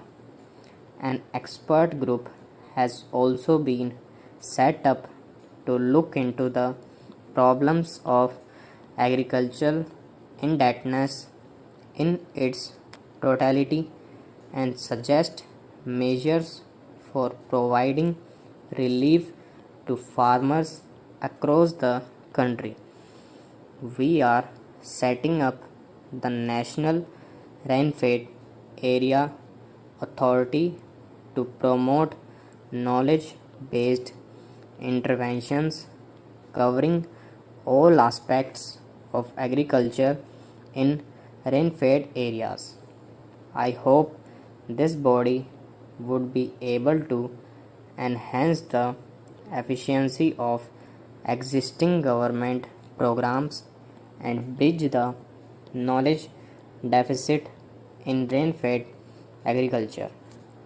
While we have attempted to bring about a qualitative improvement in agricultural research and extension system, I must admit that we need to do much more to improve the reach and effectiveness of rural extension services.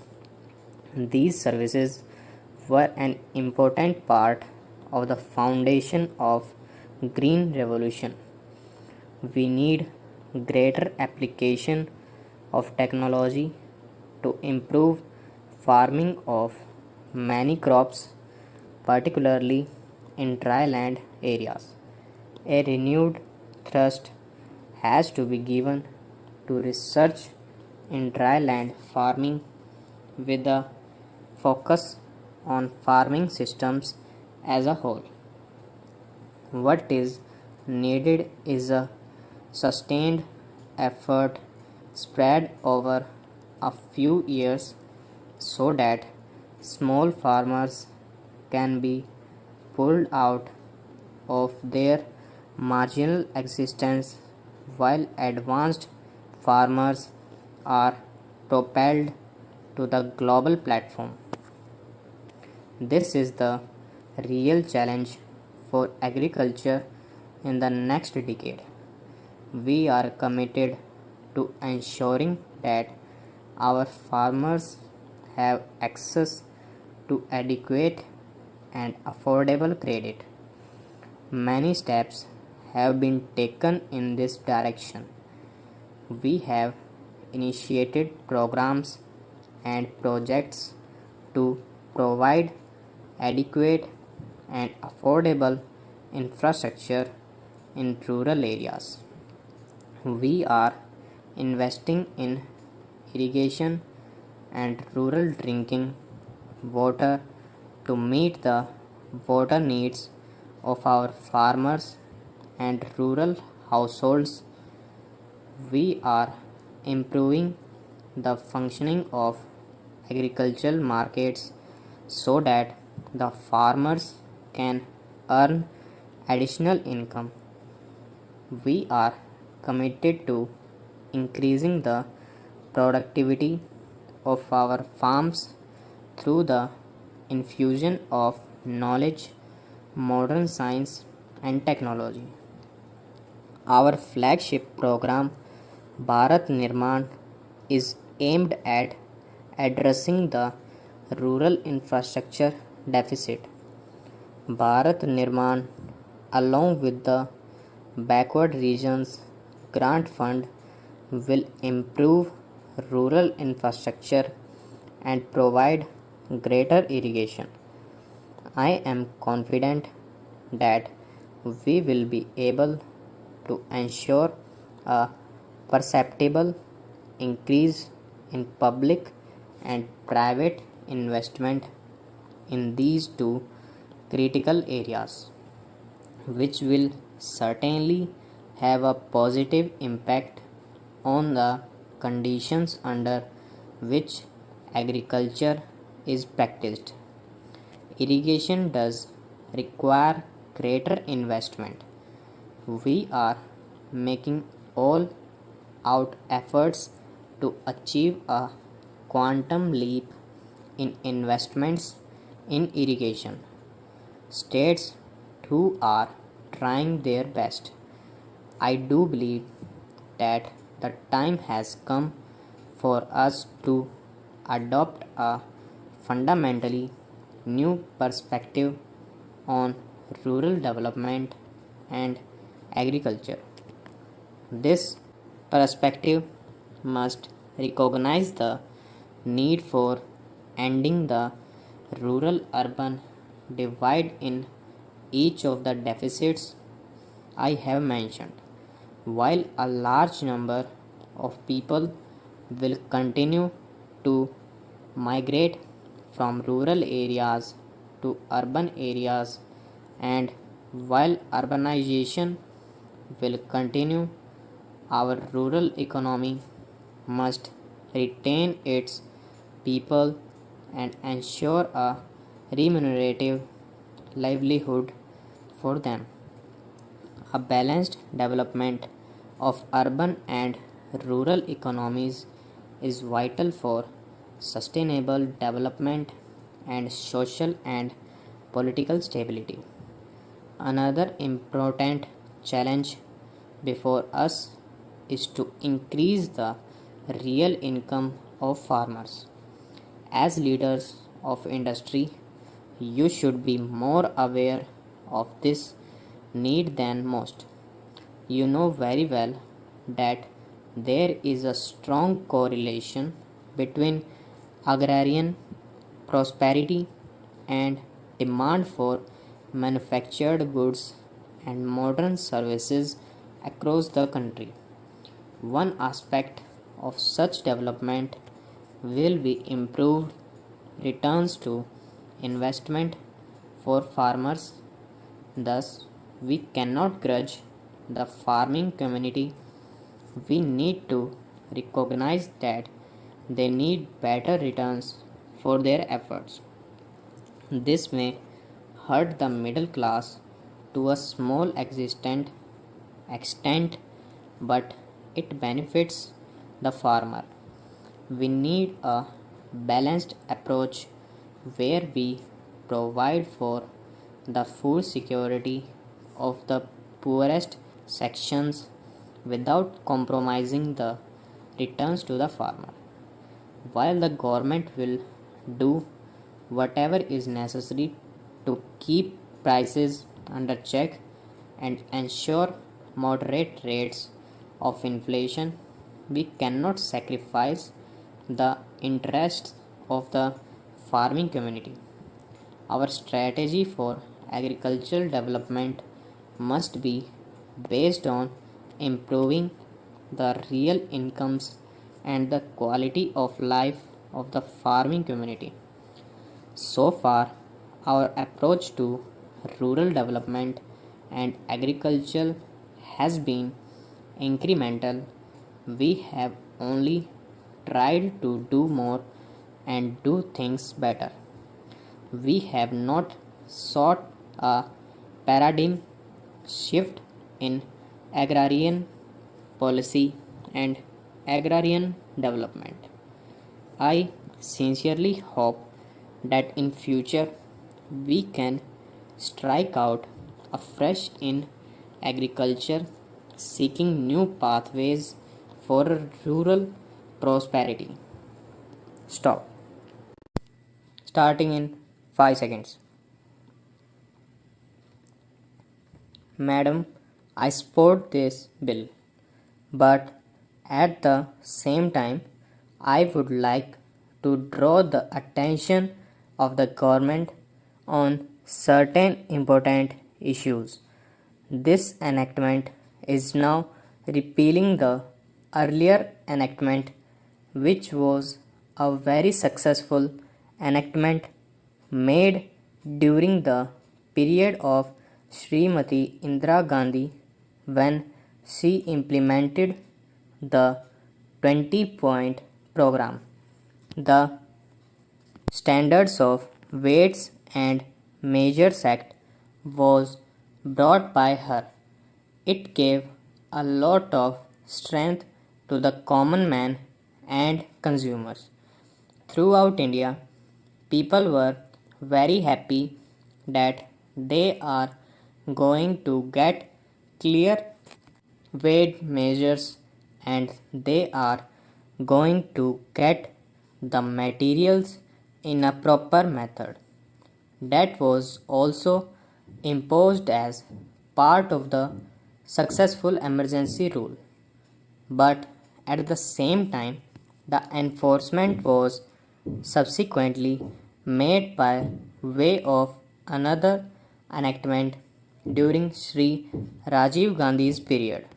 Now we are taking both the enactments together in the new bill, but I would like to draw the attention of the government that we have missed the main part, that is, this enactment is for the consumers, for the people, but there is no participation for the consumers or for the people in any of the positions throughout the enactment.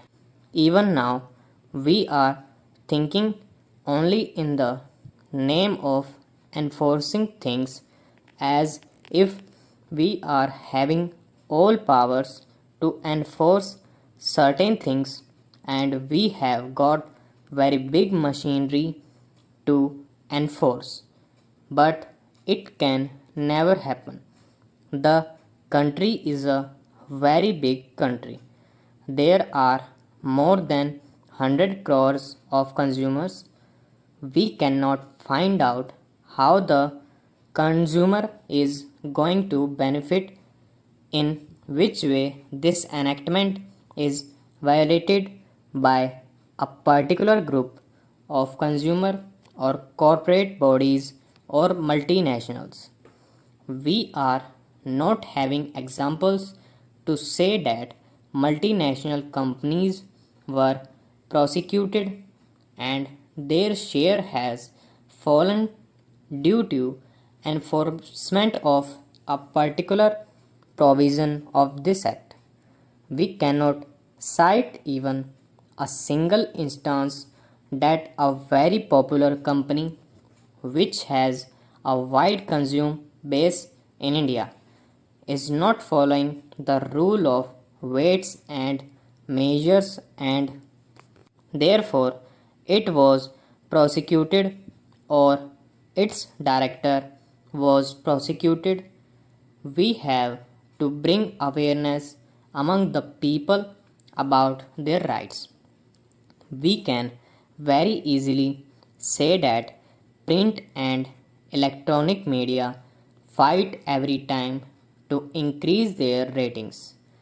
Even if there is a small violation here and there, they are making it a live telecast but not consumer issues. It is only the government's agency which are bringing awareness among the people. They are telecasting advertisements. They are educating consumer how to measure a particular product and see whether it is properly measured or properly packed. They also educate that if there is any violation, the consumer can go to the consumer court and claim damages. Similarly, if you think the other way, then the consumer who is affected by that, who is not getting a proper measure or weight of a particular product after spending some money, and if he is not satisfied, he should have a right to prosecute that retailer or the company which has that brand name, or the person has packed it or vetted it, or who has certified it. Here we are not giving that right to consumer. The consumer participation is totally absent in this bill. We have to draw inspirations only from the Consumer Protection Act. When we are making legislation, we can very well bring that provision in this and give power to the consumer.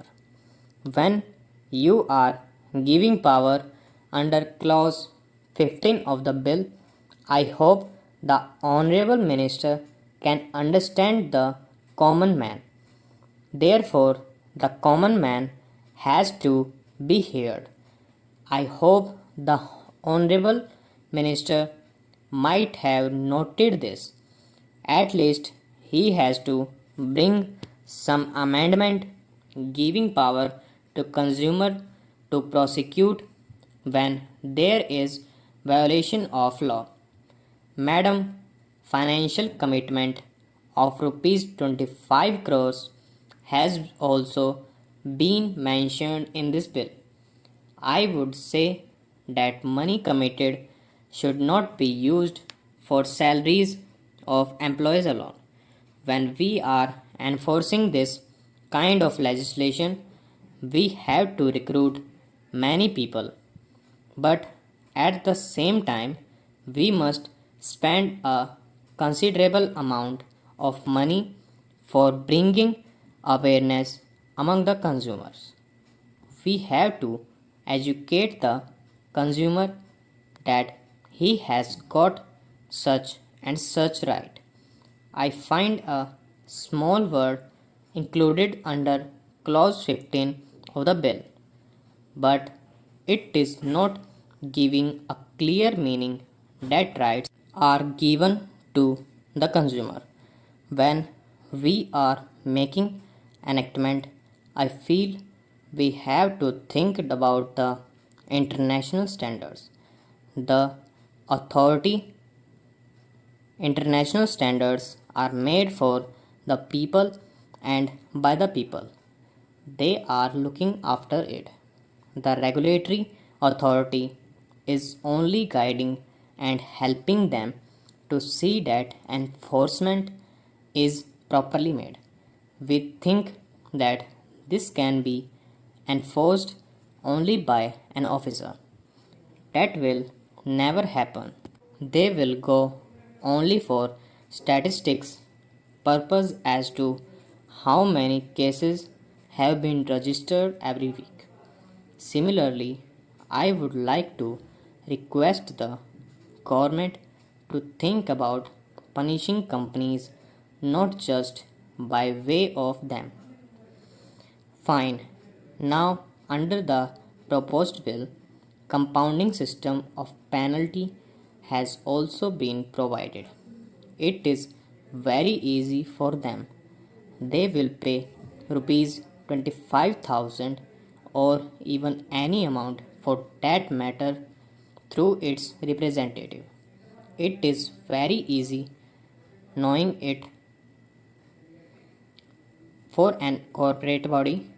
If it is so, how the director is going to be liable? He takes the plea that he is not knowing it. It is given by a retailer or its agent.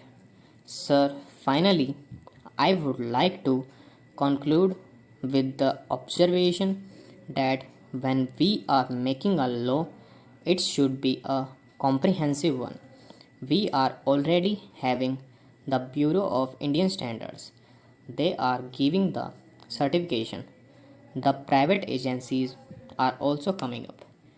They are also putting the standards. Now, the fashion of the world, more or less, is giving everything to the professional bodies rather than keeping everything with the government. Rather than keeping the powers with the government, if we give it to the actual stakeholders, it would be a good enforceable enactment. Stop. Starting in 5 seconds. Mr. Deputy Speaker, Sir, we must find out the main reason why there were so many writ petitions and petitions for special leave to appeal to the Supreme Court. That was so because in most of these cases we had made the decision of that tribunal final. Now, under the Constitution, the Supreme Court has got the right to grant special leave of appeal that is naturally untouched. Similarly, the courts have got the right of the power to issue writs. Of course, I cannot say that it is all without justification.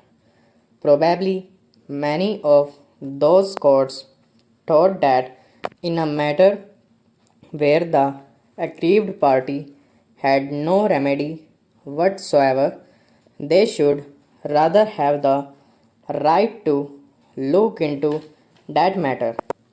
And it was from that point of view probably that we had so many appeals and so many writ petitions issued by the High Court. Now we are going to provide in this measure for a direct appeal to the High Court itself. As lower members probably know, when there is a remedy by way of appeal, no High Court ordinarily issue any writ, and the Supreme Court is not expected to grant any special leave of appeal. It has therefore been found desirable to provide straightway for an appeal to the High Court by an aggrieved party. I think this will also remove much of the delay which is ordinarily caused by these matters.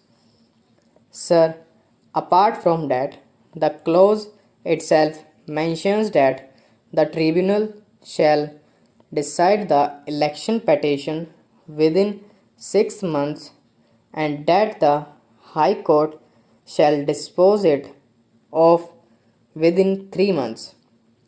I know that even if we impose such a restriction, it may not necessarily be so, but I am sure that unless there are any special reasons, etc., the tribunals will dispose of these matters within 6 months, and the High Courts also will give priority to matter like these and dispose them of within 3 months. So the honorable members will find that the present provision that has been made in this bill is much more satisfactory than the previous one. Sir, there are one or two other matters which were raised by previous speakers. I will briefly refer to them. Some thought we might make voting compulsory. It is a very difficult thing to do in a democracy like ours. We have adult franchise and 40 crores of people are involved. This is an impossible thing. You may compulsorily take a voter to the polling booth, but I do not know how you can compulsorily make him vote. Of course, there are one or two countries like Australia and Belgium where I am told this thing is being done, but with these exceptions all over the world, no country has thought it proper to do this on such a large scale. Therefore, it is not as if this power is given to some executive officer of the government. It is not correct to look at it from that point of view. As honorable members know, a man may be convicted or even sentenced to 2 years for offences which may not involve what is vaguely termed as moral turpitude. To introduce the words moral turpitude in a measure like this will not be desirable, because it is a term which may have different types of circumstances. This moral turpitude is a thing which cannot be defined. Therefore, the other house thought that the best way and the best remedy out of this was to leave the power to the election commission itself, and I believe there has been no complaint till now in any proper case that the Election Commission has ever hesitated to remove disqualification if it could be done. I am sure that hereafter also there is no such danger so far as that independent authority is concerned, but to introduce the term moral turpitude in this measure, that very vague term has not been found. Sir, as the Honorable Minister are aware, there was a little confusion with regard to the various categories of corrupt practices. For instance, there were major corrupt practices, there were minor corrupt practices, and there were illegal practices, and all of them had different effects under different circumstances. And even some of the lawyers found this matter rather a very intricate one. Therefore, in the present bill, only corrupt practices have been mentioned, and the distinctions between major and minor corrupt practices has been taken away. Of course, so far as offences are concerned, there is that category of electoral offences, and that has been done not with a view to changing any particular effect with respect to the matter which are undesirable, but that has been done with a view to making the whole thing far more simple and easily understandable. So, you will find that so far as the present bill is concerned, it has made the election law as simple as possible. Probably there has been some difference of opinion in the other house, and there might be some difference of opinion in this house as well with regard to the clause relating to disqualification, and particularly with regard to the disqualification incurred by a person who has been sentenced to imprisonment for 2 years and more. The reason for that is that generally the offences for which a man is sentenced to 2 years are cognizable offences and offences of a more serious nature. It was therefore thought that in such a case he should not be allowed to stand for 5 years more. But even then, as matters now stand, that disqualification can be removed by the Election Commission in suitable cases. Now, as the honorable members are aware, the Election Commission is a special constitutional authority set up by us in order to ensure the free and fair election which we want to have in the country. Stop. Starting in 5 seconds. I am very happy to be here to lay the foundation stone of the first government IT building in Techno City and to launch what will be the fourth phase of Techno Park. This is one of the iconic information technology facilities in not only Kerala but our country.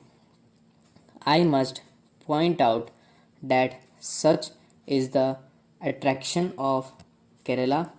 It has drawn me for the second time in this month, and I have come on a special day. This morning at Rashtrapati Bhavan in New Delhi, I was privileged to pay my humble tributes to my predecessor and to a great son of Kerala, Dr. K.R. Narayan, on his birth anniversary. Dr. Narayan's rise from a humble background to the highest office in our country was an inspiration for many of us. In his scholarship and learning, he combined some of the best legacies of Kerala and its people. The wisdom of Kerala is also apparent in its spiritualism. As I pointed out on my previous visit, this state is one of the spiritual homes of our society. I had the good fortune of meeting Mata Amrit Anandmayi and inaugurating large scale public welfare programs of her foundation. Truly, as Kerala has taught us, service to the divine lies in service to fellow human beings.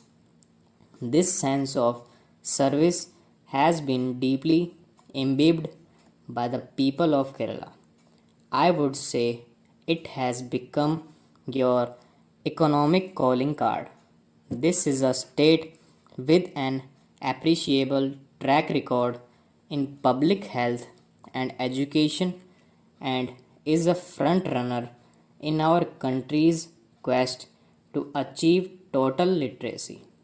It is logical, therefore, that Kerala has also become known for its strengths in the services sector and the knowledge economy.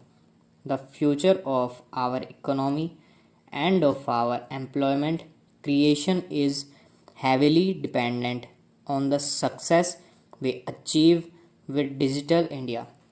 The jobs of tomorrow will come more and more from digital services and other opportunities that are derived from the internet. Kerala is potentially a powerhouse of digital India. It is one of the India's most connected state with among the highest rates of mobile phone penetration.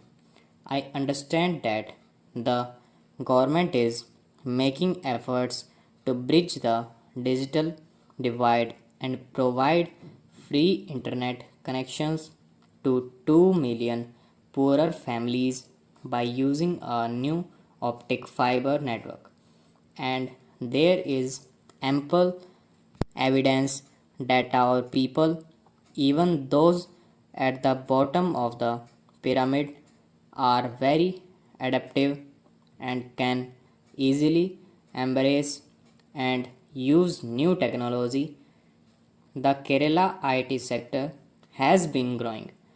Among all Indian states, it is currently ranked 8th in terms of exports by IT and IT enabled services companies. The IT sector provides direct employment to 100,000 or 1 lakh people in Kerala. This is only the tip of the iceberg. There is immense capacity to make these numbers grow. Kerala's strengths in basic literacy and skills and the experience of Kerala's people in the services sector and in consumer driven industries make this state a natural for an IT ecosystem. I am confident that early development of Technocity will only accelerate this process. In many parts of the country, people from Kerala are an essential part of the Economic landscape. I must confess that my own career as a lawyer was helped in no small measure by the dedication and unstinted support of staff members and colleagues who happened to be from Kerala. I remain grateful to them, and such achievements are by no means limited to India. Without the hard work of our brothers and sisters from Kerala, the economies of the United Arab Emirates and the other Gulf countries would not be the same. Kerala migrant workers in those countries also contribute to the development of India by unfailing sending back foreign exchange. We cannot forget them or their immense role in nation building.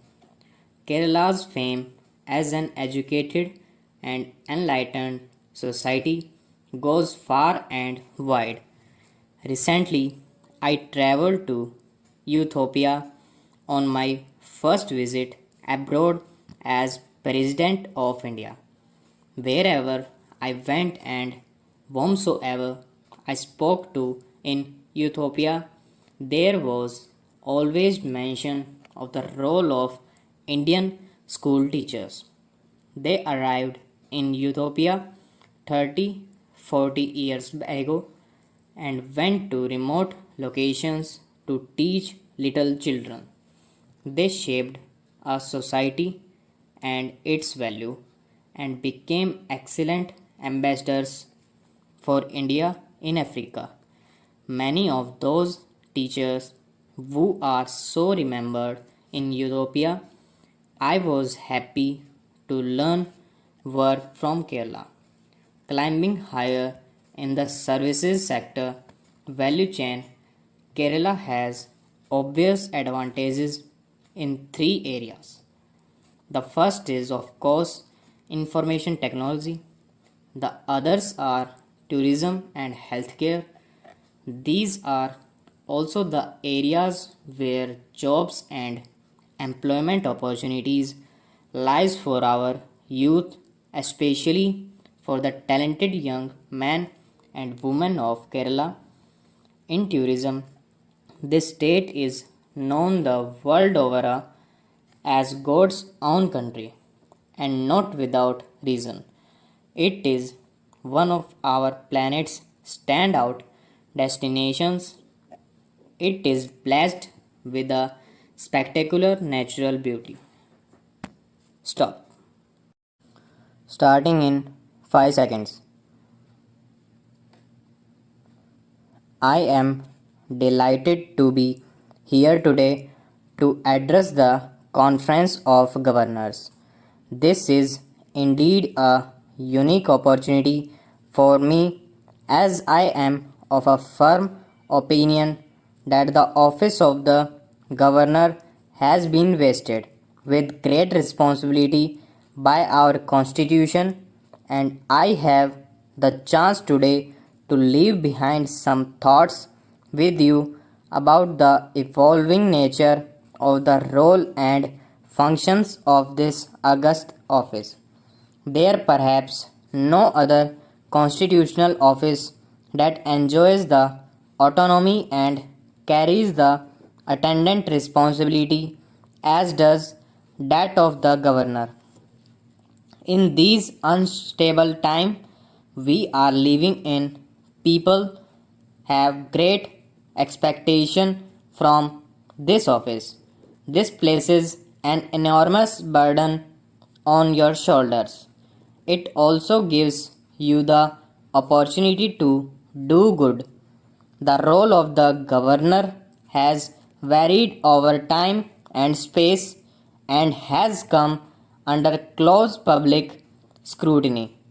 The greater the responsibility attached to an office, the greater will be public scrutiny in a democracy.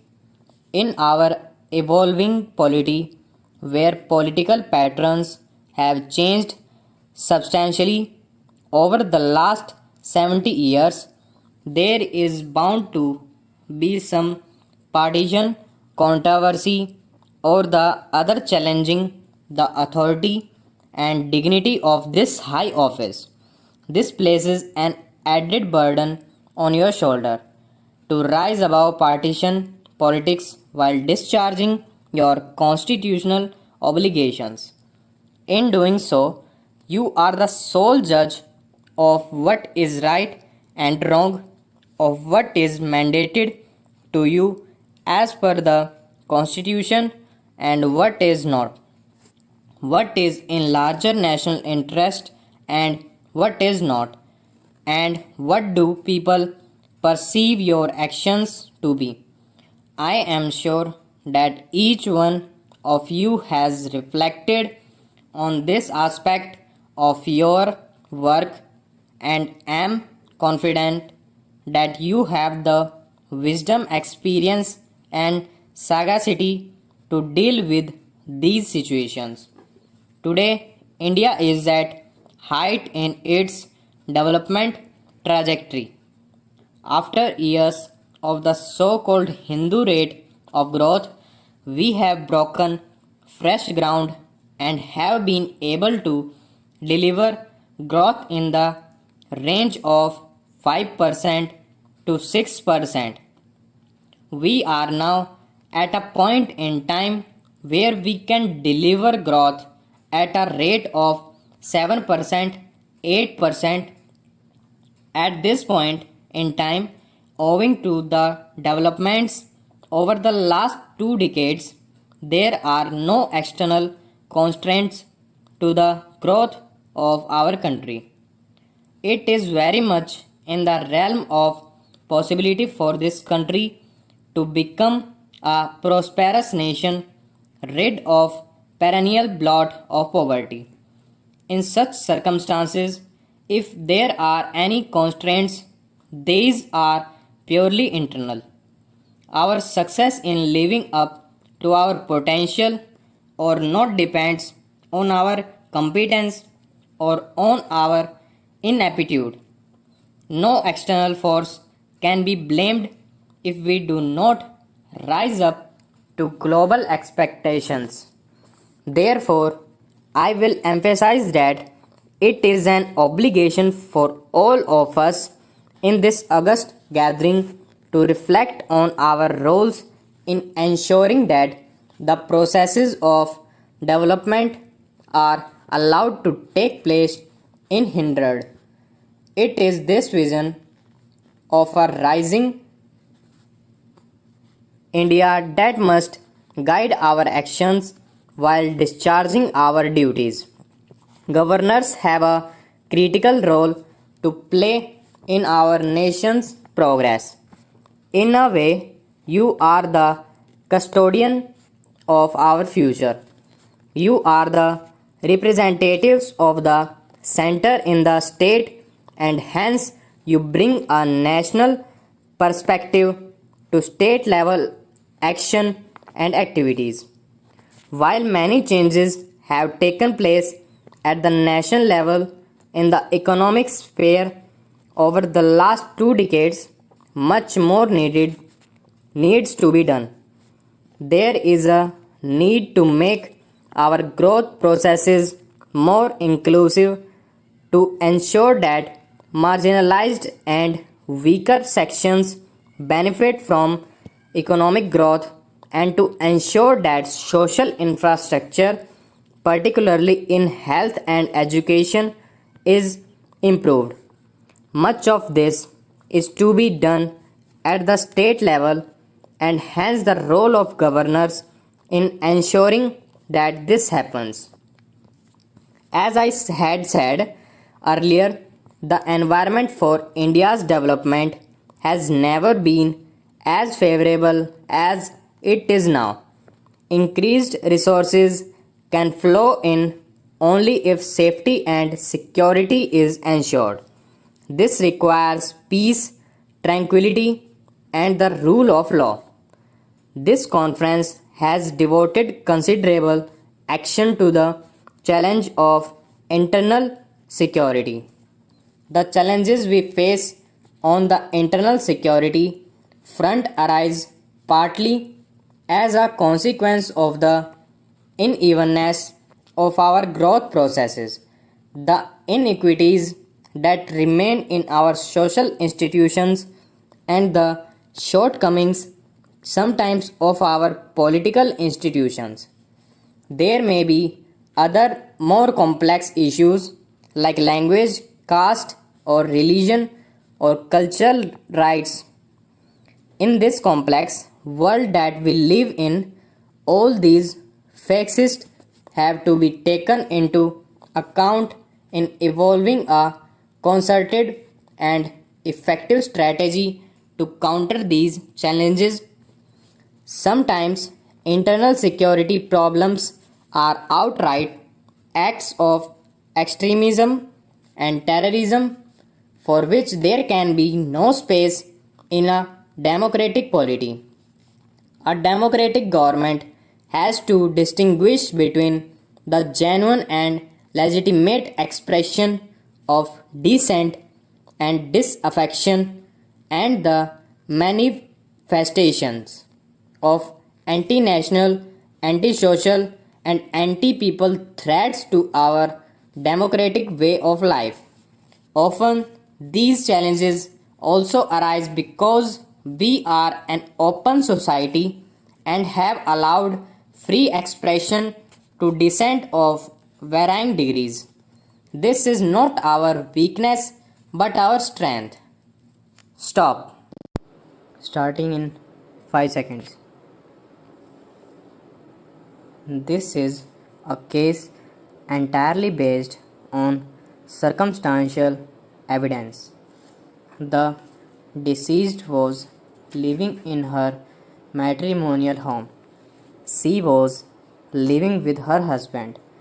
As regards the case under Section 498A IPC is concerned, the High Court finds that there is reason to infer that the deceased was leading a happy married life.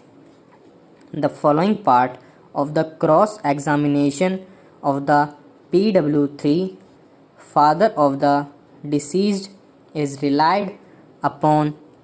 It is true that there are 4 rooms in the house of accused.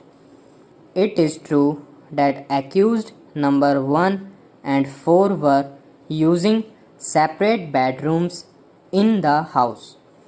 It is true within 6 months from her marriage, whenever Sultana visited to my house, she told me that I had performed her marriage in Prosper House and she is happy in the house of husband. It is true that my daughter was cooperative and helpful natured girl. It is true that when Sultana came to my house for Ramjan festival, that time Sultana told me that I should take her in the house of accused and there is no entertainment in my house. On the basis of the aforesaid, the High Court finds that the same speaks of a different story. The deceased expressed her desire to return to the place of her husband at a point earlier than contemplated by her father. It is found that there was ample admission on the part of the father of the deceased and his sister that the parents did not take any legal steps such as lodging complaint with the police station, nor did they call elderly and respectable relatives for a meeting and inviting accused persons to explain their conduct. The High Court found it difficult to believe that there was a persistent demand from all the 4 accused In view of certain admissions, PW4 aunt of the deceased was found unreliable. The High Court found that it was difficult to believe that all the four accused were persistently demanding gold or amount and for pressurizing the deceased, or that they were subjecting her to ill treatment such as physical beating or starvation. It is thereafter that the case of the appellant was found to stand on a different footing. The deposition of PW4 is noted, namely thereafter, after 8 days, Javed accused came to my house at Solapur. He told me that his father-in-law has not provided gold cloth and money till now, and if it is not provided, he will kill Sultana, and thus by giving the threat he went away. The conveying of the aforesaid message to him by his sister on telephone gave assurance to the deposition of PW4. If at all it was found that there was pressure upon the deceased for complying with the demands, it was from appellant alone. As regards the circumstances relied upon by the trial court in regard to their motive, the High Court proceeds to find that the motive is not proved as against accused 2 to 4 in as strong manner as against the appellant. As far as the custodial death is concerned, it was found from Exhibit 24 that the deceased died sometime before 7:15 am. Post-mortem was performed at 3:30 pm.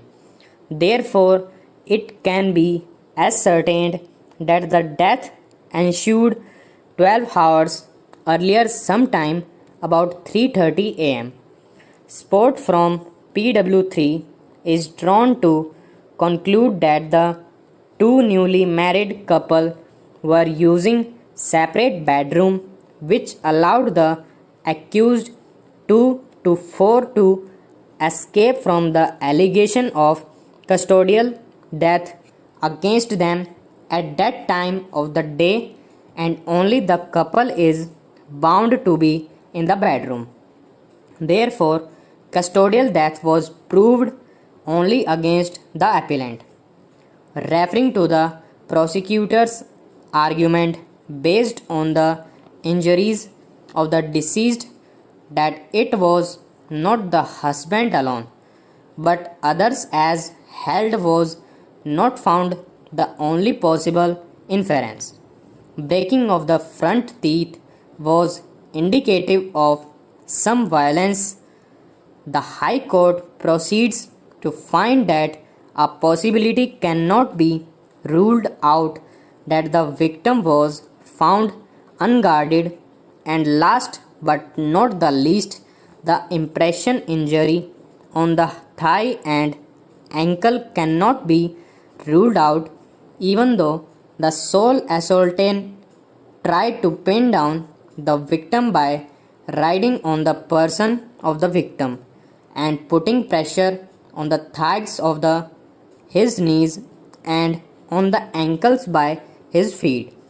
It is found that although admissions are obtained from the doctor that such injuries are possible if the victim is gripped by someone else, such admission is to be read only to the extent of medical opinion, that is, the injuries are possible if the pressure is put on the thighs or ankles gripped.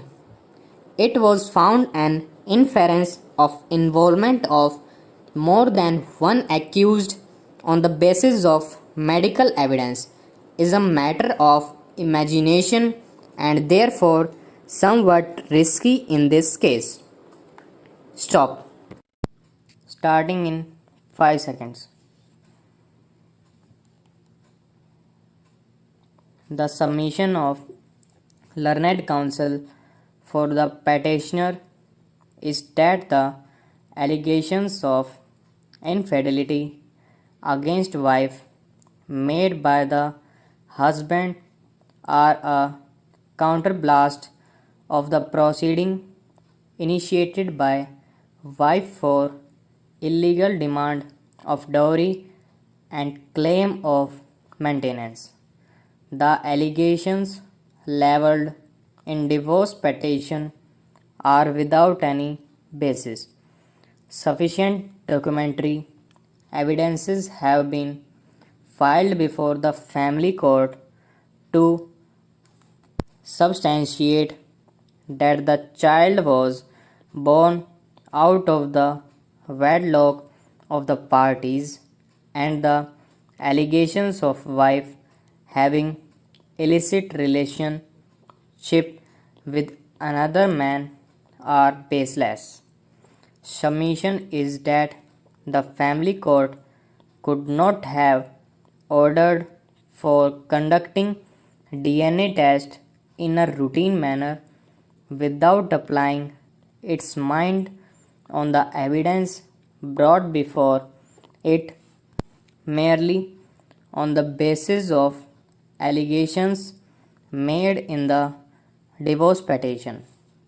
Learned counsel for the husband, on the other hand, placed reliance upon the judgment in Deepa Rao Supra to submit that the apex court in that case had directed that in case of allegations of infidelity of wife, it would be impossible for husband to establish and confirm the assertions made in the pleadings. DNA testing is the most legitimate and scientifically perfect means which a husband can use to establish his assertion of infidelity. It is most authentic, rightful, and correct means also for wife to rebut the assertions of her husband and to establish that she had remained faithful, not adulterous, and loyal to her husband. The clear picture would be drawn by conducting DNA test, and if wife is right, she shall be proved to be so. She can have no objection for DNA testing, which would definitely prove the legitimacy of the child. Considering the submission of learned counsel for the parties and the facts noted above, a specific query was made from the learned counsel for the husband as to the stage of the divorce petition. Some of the evidences filed by the wife enclosed in this petition have also been taken into consideration. Having considered the nature of allegation and the evidence filed by the wife, this court is of the prima facie view that the questions as to whether the child was born out of the wedlock of the parties and whether the allegations of infidelity are false has to be examined on appreciation of evidence in the divorce petition. As per own averment of the husband in the divorce petition, the fact that the marriage of the parties solemnized on 26 June 1999 was consummated. The allegations have been leveled against wife on account of premature birth of the child after approximately after a period of 7 months from the date of marriage. The assertions in the divorce petition are that the wife had admitted that the child was illegitimate. The question before the family court, therefore, would be to find out as to who is telling the truth. The evidence laid by the parties have yet not been examined by the family court, and it had proceeded to direct for conducting DNA test in a mechanical manner. Stop. Starting in 5 seconds. Honorable members, our small scale industries, cottage industries, and MSMEs spread across the villages and small towns are the backbone of our economy. These small scale industries have immense potential of making India self reliant. This sector accounts for about 50% of India's total exports. Several steps have been taken to enhance the role of MSMEs in the mission aimed at developing an Atmanirbhar Bharat. Development of small scale cottage industries has received the requisite impetus through measures like modification in the definition of MSMEs, increase in the investment or priority in government procurement, initiatives such as emergency credit guarantee scheme for rupees 3 lakh crore, special scheme of rupees 20,000 crore for MSMEs in distress, and fund of funds have benefited lakhs of small scale industries. Besides ushering in greater transparency, the GEM portal has facilitated increased participation of the MSME even in far flung and remote areas in government procurement. It is a constant endeavor of my government to ensure that benefits of entrepreneurship are availed by every section in the country. Under schemes like Hunar Hut and Ustad, not only the skills of lakhs of crafts persons are being developed, but employment opportunities are also being generated. Under these schemes, women crafts persons comprise more than half of the beneficiaries. These crafts persons are being connected to the global market through eHeart. Women entrepreneurs have a vital role to play in building a self-reliant India. My government has taken several steps to provide new opportunities for self-employment to women. Under the Mudra scheme, more than 25 crore loans have been sanctioned so far, of which nearly 70% have been given women entrepreneurs.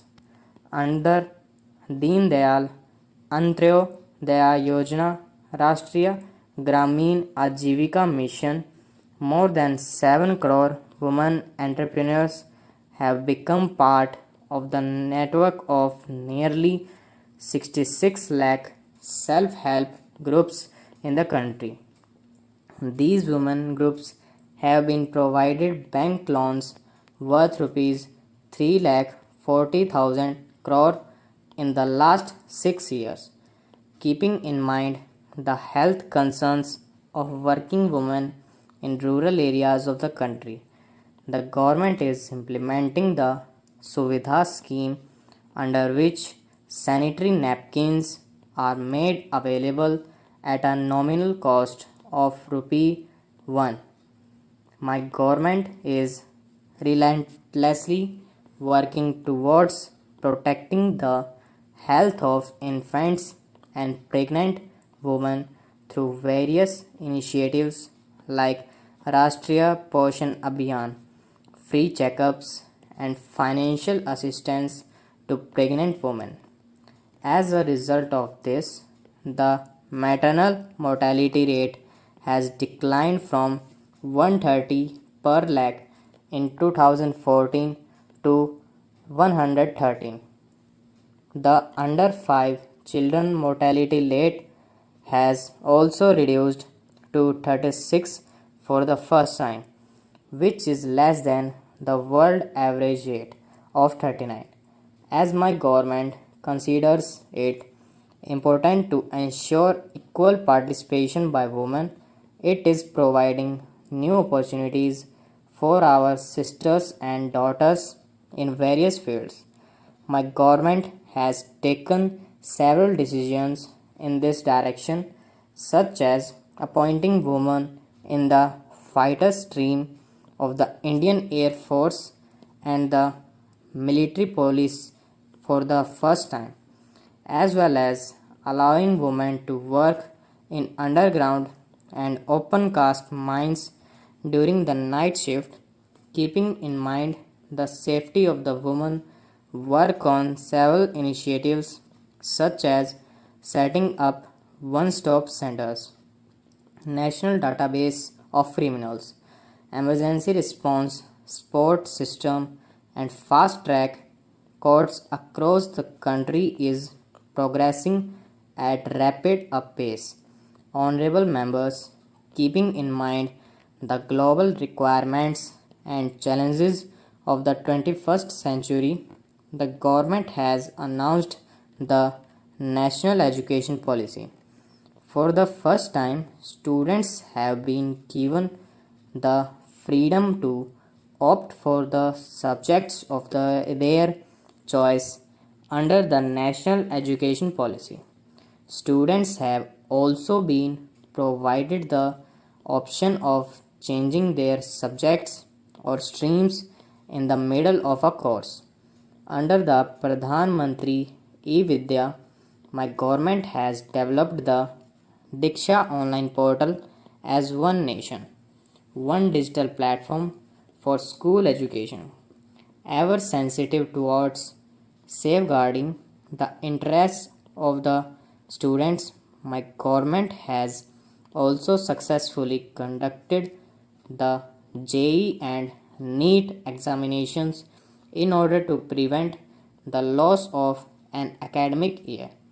Honorable members, my government believes that the journey of the most deprived sections towards social and economic development begins with access to quality education.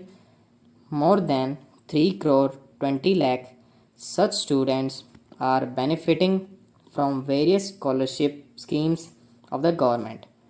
These include students belonging to the scheduled castes, backward classes, forest dweller and tribal community and minority communities. It is the endeavor of the government to ensure that maximum number of eligible and needy students are able to avail the benefit of the scholarships. Along with this, the central government's share in the funding of post-matric scholarship scheme for scheduled castes students is also being enhanced. Similarly, the network of Eklavya model residential schools is being expanded to cover every tribal dominated block to facilitate the education of tribal students. So far, more than 550 such schools have been sanctioned. Stop. Starting in 5 seconds. The Parliament of India is the supreme legislative body of the Republic of India. It is composed of the President of India and the two houses, the Rajya Sabha, Council of States, and the Lok Sabha, House of the People. The President, in his role as head of legislature, has full powers to summon and prorogue either House of Parliament or to dissolve Lok Sabha. The President can exercise these powers only upon the advice of the Prime Minister and his Union Council of Ministers. Those elected or nominated by the President to either House of Parliament are referred to as members of Parliament MP. The Parliament has a sanctioned strength of 543 in Lok Sabha and 245 in Rajya Sabha, including the 12 nominees from the expertise of different fields of science, culture, art, and history. The Parliament meets at Sansad Bhavan in New Delhi. The President of India, the head of state, is a component of Parliament. The President's responsibility is to ensure that laws passed by the Parliament are in accordance with the constitutional mandate and that the stipulated procedure is followed before according his/her approval to the bills. The President of India is elected by the elected members of Parliament of India and the state legislatures and serves for a term of 5 years. Lok Sabha, House of the People, or the lower house has 543 members. 543 members are directly elected by citizens of India on the basis of universal adult franchise, represents parliamentary constituencies across the country. Every citizen of India who is over 18 years of age, irrespective of gender, caste, religion, or race, and is otherwise not disqualified, is illegal to vote for the Lok Sabha. The Constitution provides that the maximum strength of the House be 552 members. It has a term of 5 years. To be eligible for membership in Lok Sabha, a person must be a citizen of India and must be 25 years of age or older, mentally sound, should not be bankrupt, and should not be criminally convicted. The total elective membership is distributed among the states in such a way that the ratio between the number of seats allotted to each state and the population of the state is so far as practicable the same for all states. Rajya Sabha, Council of States, or the upper house is a permanent body not subject to dissolution. One third of the members retire every second year and are replaced by newly elected members. Each member is elected for a term of 6 years. Its members are indirectly elected by members of legislative bodies of the states. The number of members from a state depends on its population. The minimum age for a person to become a member of Rajya Sabha is 30 years. The period during which the House meets to conduct its business is called a session. The Constitution empowers the President to summon each House at such intervals that there should not be more than a 6-month gap between the two sessions. Hence, the Parliament must meet at least twice a year. Stop.